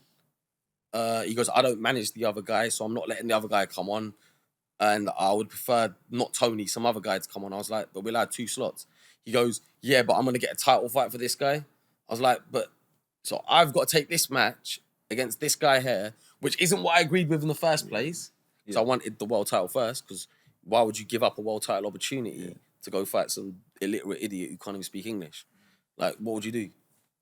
Like, a normal human would go for the world title. That's one of the reasons we parted way with that promoter, because we felt that that promoter didn't have our best interest at heart. We didn't have your best interest at heart, because if you're signed to him and he's telling you that, you told me I want to use someone I manage instead, then why not him? Is fighting outside of the ring different? The inside of the ring, look, that wasn't a fight. That's bullshit. That was just him trying to like touch me, and that's not a fight. Fights with both of us are throwing down. That's what bullshit. If them people weren't there to stop the fight? He would have been in some incredible amounts of danger. I would have made him submit. I'd have put him to sleep easy. Yeah. It's street fighting. My jiu-jitsu game, like, people need to understand. I'll be honest, boxers are a lot more dangerous in the street fight than they are in the ring. Yeah. Because you're not pacing it now. Now you're going 100 miles an hour. 100 miles an hour. Him coming reckless at me, I'd have took him down and choked him out immediately, within about 10 seconds. He'd have been there like unconscious. I'd have been able to do what I could have stripped him naked if I wanted to. He'd have done absolutely nothing. He'd been choked out, defenseless, with 30 running around his leg. He's trying to not laugh. But I'm just saying, you'd be in some incredible danger. Now that I put size on, if he tried to step to me, God, he'd be in some incredible danger. Oh, what's been your most triumph moment from being a fighter? It's a hard one, because like your first national title, it like meant everything to you. Do you know what I mean? Like, your first win means everything to you as an amateur. Then like your first national title. Then when I was doing that and I was winning national titles, I still weren't getting the same, not recognition, but like the same buzz. It's like a junkie wanting a higher buzz and a higher buzz. It's like buzz weren't really getting there. I think the biggest buzz comes from winning the first title. Because everybody's dream in boxing is to capture a title. So when you get the first one, that's sort of like a relief that, okay, I've put all the work into it and I have got what I initially wanted, the first title. So if it did go pear-shaped after that, at least I got to championship level. I always call myself a champion. And you got under which boxing organisation? I've got IBO title and I got UBO world title as well. What's UBO? Universal Boxing Organisation. Yeah, it was held by Roy Jones Jr. Jeff Lacey held it as well. Jeff Lacey, another good fighter. Sakio Beaker, I think, as well. Quite a few good. Yeah, it's a few big names have held them belts. Branson They're not as Botman. recognised as like IBOs, WBAs, and everything, but it's still a version of a world title. He wouldn't be able to fight for the European title with that belt. So that's why the EBU, who overstrict the British Boxing Board of Control, they would recognise him as a world champion with that belt. The British Boxing Board of Control will recognise the IBO as a legit world champion. So by that organisation, you got knockout of the year 2019? 2019, and in 2024, I got champion of the year. Champion of the year. Yeah. How did that feel? Well, knockouts, like literally, there's no bigger buzz than actually when you land like a nice bam and someone's like, or like, it's great feeling. You know? It's like literally breaking your virginity again. Like, it's a great feeling. Do you get any money? Do you get a medal? Do you get anything for it? Yeah, you get your fight person. No, he means that for winning the award. Some awards you can get paid for. Like I know Misfits, they pay you on awards if you get Fight of the Night and stuff like that. That specific one was non-monetary gains. But to be honest, even if I did get paid for that, I would have just donated that to charity, to be fair. Like it's I believe it's a blessing what I've been given from God. So if I can help people with my blessing, I'll do that. Boxing is a, pain inflicting game. Pain or paid? Pain. Pain, yeah? Pain inflicting game. Hope I spelled that correct. And but it's just like, it's one hit can change, it's the hurt business. can get, One bloody lick, can innit? change Change anything. the whole game. We've had Michael Watson on here already. Nice guy. Nick Blackwell. Nick Blackwell. And then there's who's the other guy? What's his name? Wilder always calls it out, and he starts crying when he talks about that fighter. Can't remember his name now. Somebody's gonna be shouting it out right now. But yeah, he's like really in a wheelchair. Like, is he not from the UK? I don't think he's from the UK. He looks he looks the Mexican Superman. sort of. Conrad. I know who you're talking about though. He's got like curly-ish hair. Yeah, and his sister was trying to do pageants and stuff. I know the face. Don't know the name. Yeah. When Wilder was talking about him and started crying, It's close to hurt business. People need to understand this. Does that ever go through your mind? Absolutely. The end of in boxing, you can't swim without getting wet. It's a contact sport. Floyd Mayweather said it. One of the greatest defensive fighters of all time, Floyd is. He would even tell you can't swim without getting wet. Every time I go in the ring, I accept that you could get. This really is hurt, exactly why I believe Conor Nigel Benn owes it to the people.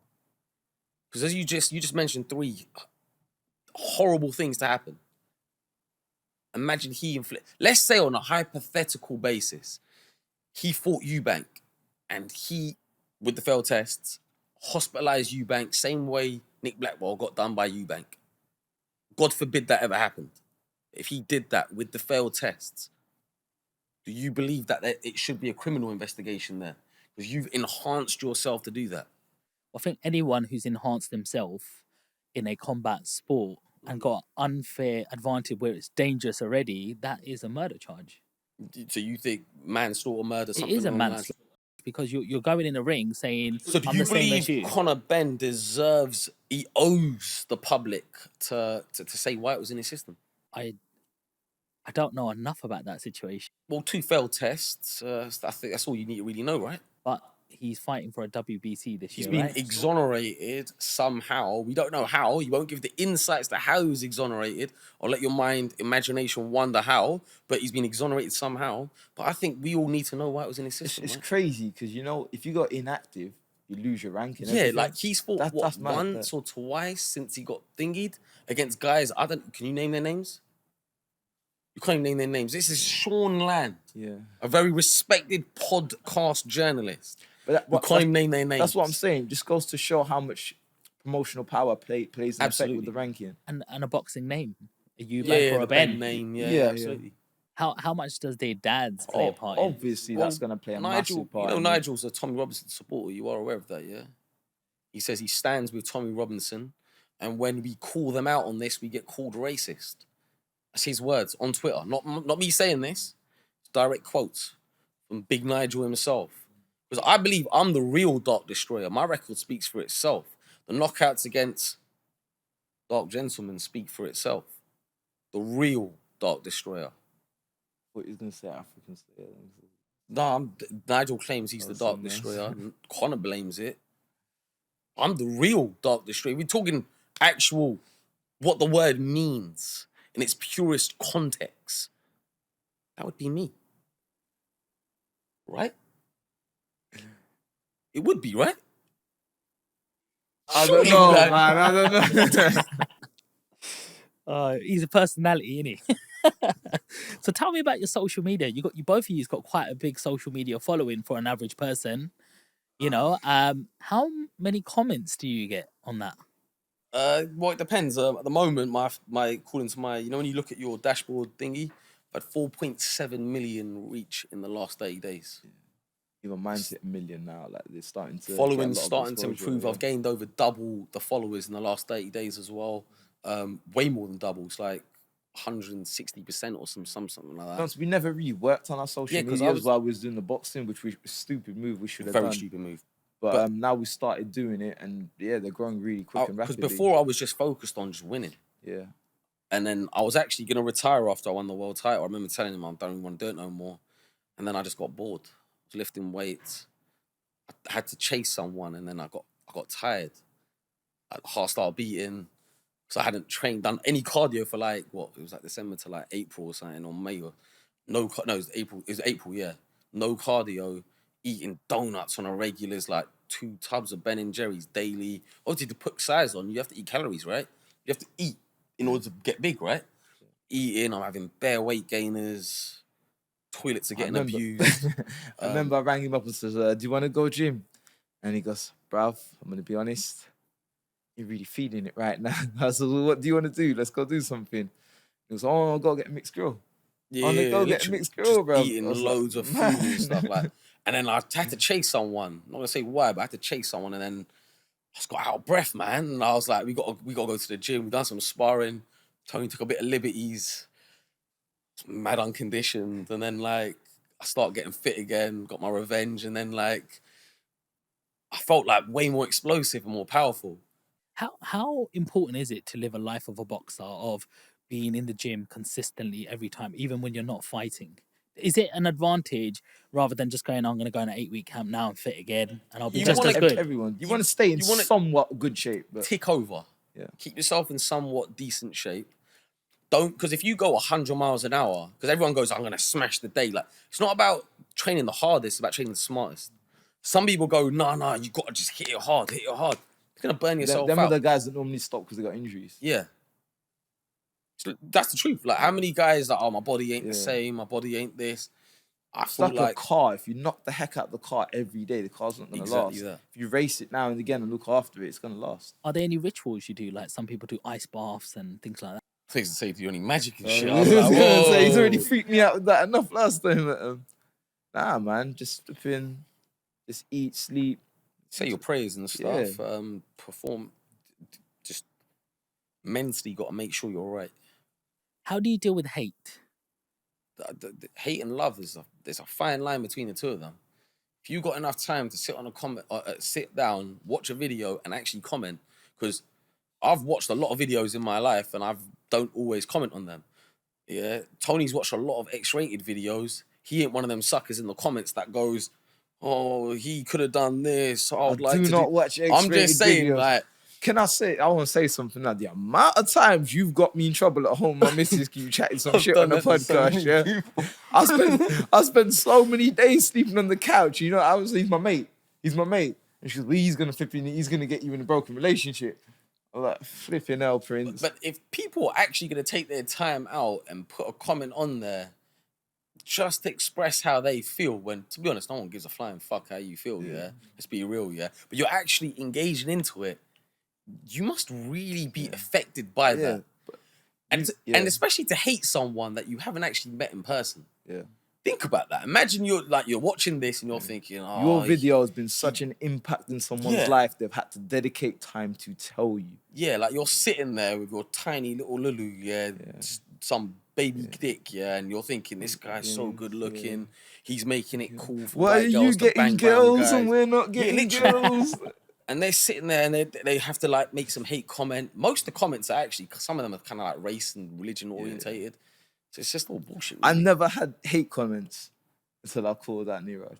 I was like, so I'm blatantly know it's all his lot just hating on me. That's a good thing. They say the haters make you, bro. Bro, I'll probably bang him and his mates out together. I believe Floyd's the best fighter to ever live. And look at the hate he gets. You looked like confused, like, is he the best fighter to ever live? Like, Liv, you looked confused. On record. No, he is the best fighter to ever live. You can only go on paper. Who do you say is the best fighter to live then? I don't know about the best, but my most favourite fighter is Mike Tyson. I just loved how explosive he was. That's and good. In That's his because era from 86 to... That's because you're up. All up there love Mike Tyson. I just love his style. Mike's a very entertaining fighter. Take away the pure, straight entertainment of his style because it's action-packed. He's looking for big shots. He's trying to take your head off. Yeah. It's a fan-friendly style. Take away the entertainment factor. What's he done to prove he's the best? Like, of all time. Youngest heavyweight champion. Youngest, okay, but Wilfred Benitez won a WBA world title at the age of 17. 17. While he was still trying to break his virginity, Wilfred Benitez had won a damn world title. Do you see what I'm trying to say here? So I mean, yeah, he will take shots at when Well, people Tito say, Trinidad- how do you deal with him, yeah? He just take the piss constantly. Every time, even when we go to meet sponsors and stuff, this guy, I'm so worried. What is he going to say I to fuck fucked this up up? so much He's fucked up sponsors so for much us. sponsorships. When the guy brought his daughter and she's coming, oh, this is my daughter. And he got this guy smiling there. I'm like, don't fucking say anything. Shut up and just look down. And he goes, hey, what's your name then? You got a boyfriend? I'm like, bro. Well, guys, this has been beautiful, but we do have to wrap up. But before we do that, I just want a quick little fire round. I want a quick fight prediction, actually. Triple D versus Parker next month. Who you got winning? Well, at the minute, Triple D's like on fire, man. I think I like Parker a lot, man. But I think Parker can beat him. He's on a good run, a very good run. He's beaten some good fighters as well. has Parker ever been stopped? I think Joe Joyce stopped him. Yeah, I think the bar hits harder than Joe Joyce, man. You think? Yeah. Joe Joyce stopped the bar though. Do you think Triple D is taking his eye off the ball where he's What, just talk knocked out about the- Joshua? Nah, I think He's already someone- called out. People have told him to do that. I would say That's not his Joseph's personality. the I better was- boxer. I was at Del Youth Skillfully, with yeah. Daniel DeBar. He was 10 years old. I was like 14. He weighed the same as what I was. Like, it's crazy. He's a big ass dude. yeah. Crazy. And he was always a quiet guy. Obviously, people's personalities change and stuff, but he just reminds me of a big, awkward virgin. Okay, I want one word answers from both of you. So, your dream opponent. It's 2 words. Amir Khan. It's two names. Call yourself. Do Neeraj. Okay. Your toughest opponent. The guy who beat me. You have to give the credit where credit's due, right? Beat me, deserves the status, right? The last guy I boxed, he bloody hit 100% knockout ratio, bro. Every punch out, man. The best fight you've ever watched. Best fight. What, live or just in general? General. Arturo Gatti v Mickey Ward 1. So I have to be boxing. Yes. Yeah. Wow, Well, I was gonna come with WWE or some shit. Oh, like that's that. it. I was gonna best fight is Arturo Gatti, man, and Ward. Hey. What's your pre-fight routine? My one. I always like to, it's might be a bit cringe, but I like to watch without fail during the day multiple times the speech that Achilles gives to his Myrmidons in the film Troy. That's literally like I'm probably the guy who's giving it 100,000 of views. Like that's like that speech. It's a good speech. Before a fight, what do you do? I think what I'm gonna eat after, fam. So, my next question. What's your favourite cheat meal? Oh, we cheat every day, like. Steak and steak and fries, isn't it? I can eat love what I steak want. and fries, Like, man. I don't like the idea of being restricted of food, especially after like when like we're talking when I was making weight. Like, it's just eat what you want, man. But obviously, you're gonna have to train hard though. Yeah. What's your go-to? Anything. It depends on my mood. Like, I'm the worst person. Like, if I know it's gonna be lamb because when we was doing the last, this guy was just eating lamb. I want lamb. I no, want but lamb tastes better than chicken. Has more flavor to it. The fatty foods taste better than non-fatty foods, right?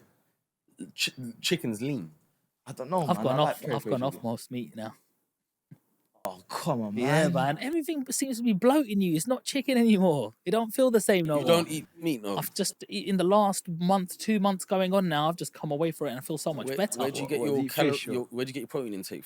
I just have more. I do have eggs still, so don't have Are you chicken. trying to go like vegetarian? I'm or- trying to go vegetarian. You yeah. should be vegetarian. Yeah, I mean, I don't know if I should be. Though you should be religion-wise. Like, But Oh, we. but I know loads all up there that eat meat. Sikhs all are I not know, supposed to have meat. as soon as I gave it a break for a week, when I went to taste chicken again, I felt different, and I just felt. What shop did I you felt have this? so- Or I do you felt cook so- it yourself? No, I always cook home cooked food, man. I don't You eat never out. go like Yeah, I Nando's don't and really Hardly. like eating. I like I to do make sometimes. We all go out, but 90% I always eat at home. I don't trust food no more. Yeah, I have to look at the kitchens and stuff. One thing about boxing that most people don't know.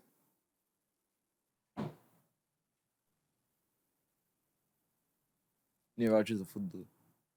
people need to know?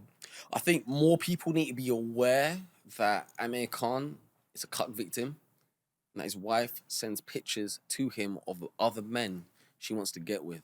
I think it's very important, because the thing is no one can say, oh, you're taking shots at him, it's harsh what you're saying, why you're bringing his wife into it. He brought her into it, publicly. You can't, I don't know if you tweeted that because if you look at Google Trends, Anthony Joshua's trending was so fucking high in 2017. Like the highest it's ever been for him. And higher than any other boxer. Like I could think like David Haye, Tyson Fury's trends were so high. I don't know if he gave her to him. Yeah. Simp Khan thing, bro. What's that? Yeah. We got a boy called Simp Khan. He will know what we're talking Not about. Simp Khan from... No, don't even say that. Don't okay. even say it, yeah, because I can't out him like that. But basically, he paid you not to say it. But basically, yeah, AJ was treading that hard, and you're either just wanting to jump on AJ's fucking big testicles, or you're trying to like tell your wife off publicly for what she did to you. Let's imagine the heat of the moment. You just found out. You tried going, huh? What the hell's happened there? And he just didn't have the capacity, innit? It's like, we do not have the capacity in his RS3, innit? Like, we got the new RS3, my brother, innit? Like, and obviously, Ahmed realized he didn't have the capacity no more. And I don't get it. What is it with the Pakistani guys and the RS3s, they man? love the RS3, don't they? They love an RS3, man. But yeah, like... Guys, thank you so much for coming on. If you just look straight into your camera and just give the audience at home a last message from you guys and how to follow you. I really hope none of you guys have your girls message you a picture of another guy, brackets could be me, because obviously I could look at him, saying she wants to get with another guy, you know, because I wish that upon no man. Just want people to know that. But you can catch me on Prince Patel 1993 on TikTok, Twitter, Instagram. Yeah, make sure you follow. Yeah, it's TM Bange on TikTok. It's Tony Bange on Instagram, Tony Bange on Facebook. Follow me, watch my content for the latest, content on me calling Neeraj Is. And there we go, guys. I hope you really enjoyed that episode. It was a little bit of banter on this one. We kept it entertaining, but just got to remind yourself, don't take life too seriously sometimes. But we've got 2 world champions on today, and they're at top of their game. And hopefully we'll see them on TV sometime soon. So, and Neeraj Is. Remember I said that. And on that note, make sure you smash the subscribe button and leave these guys a comment. The same way AJ may have smashed another hole? Is that what you're saying? There we go, guys. Peace.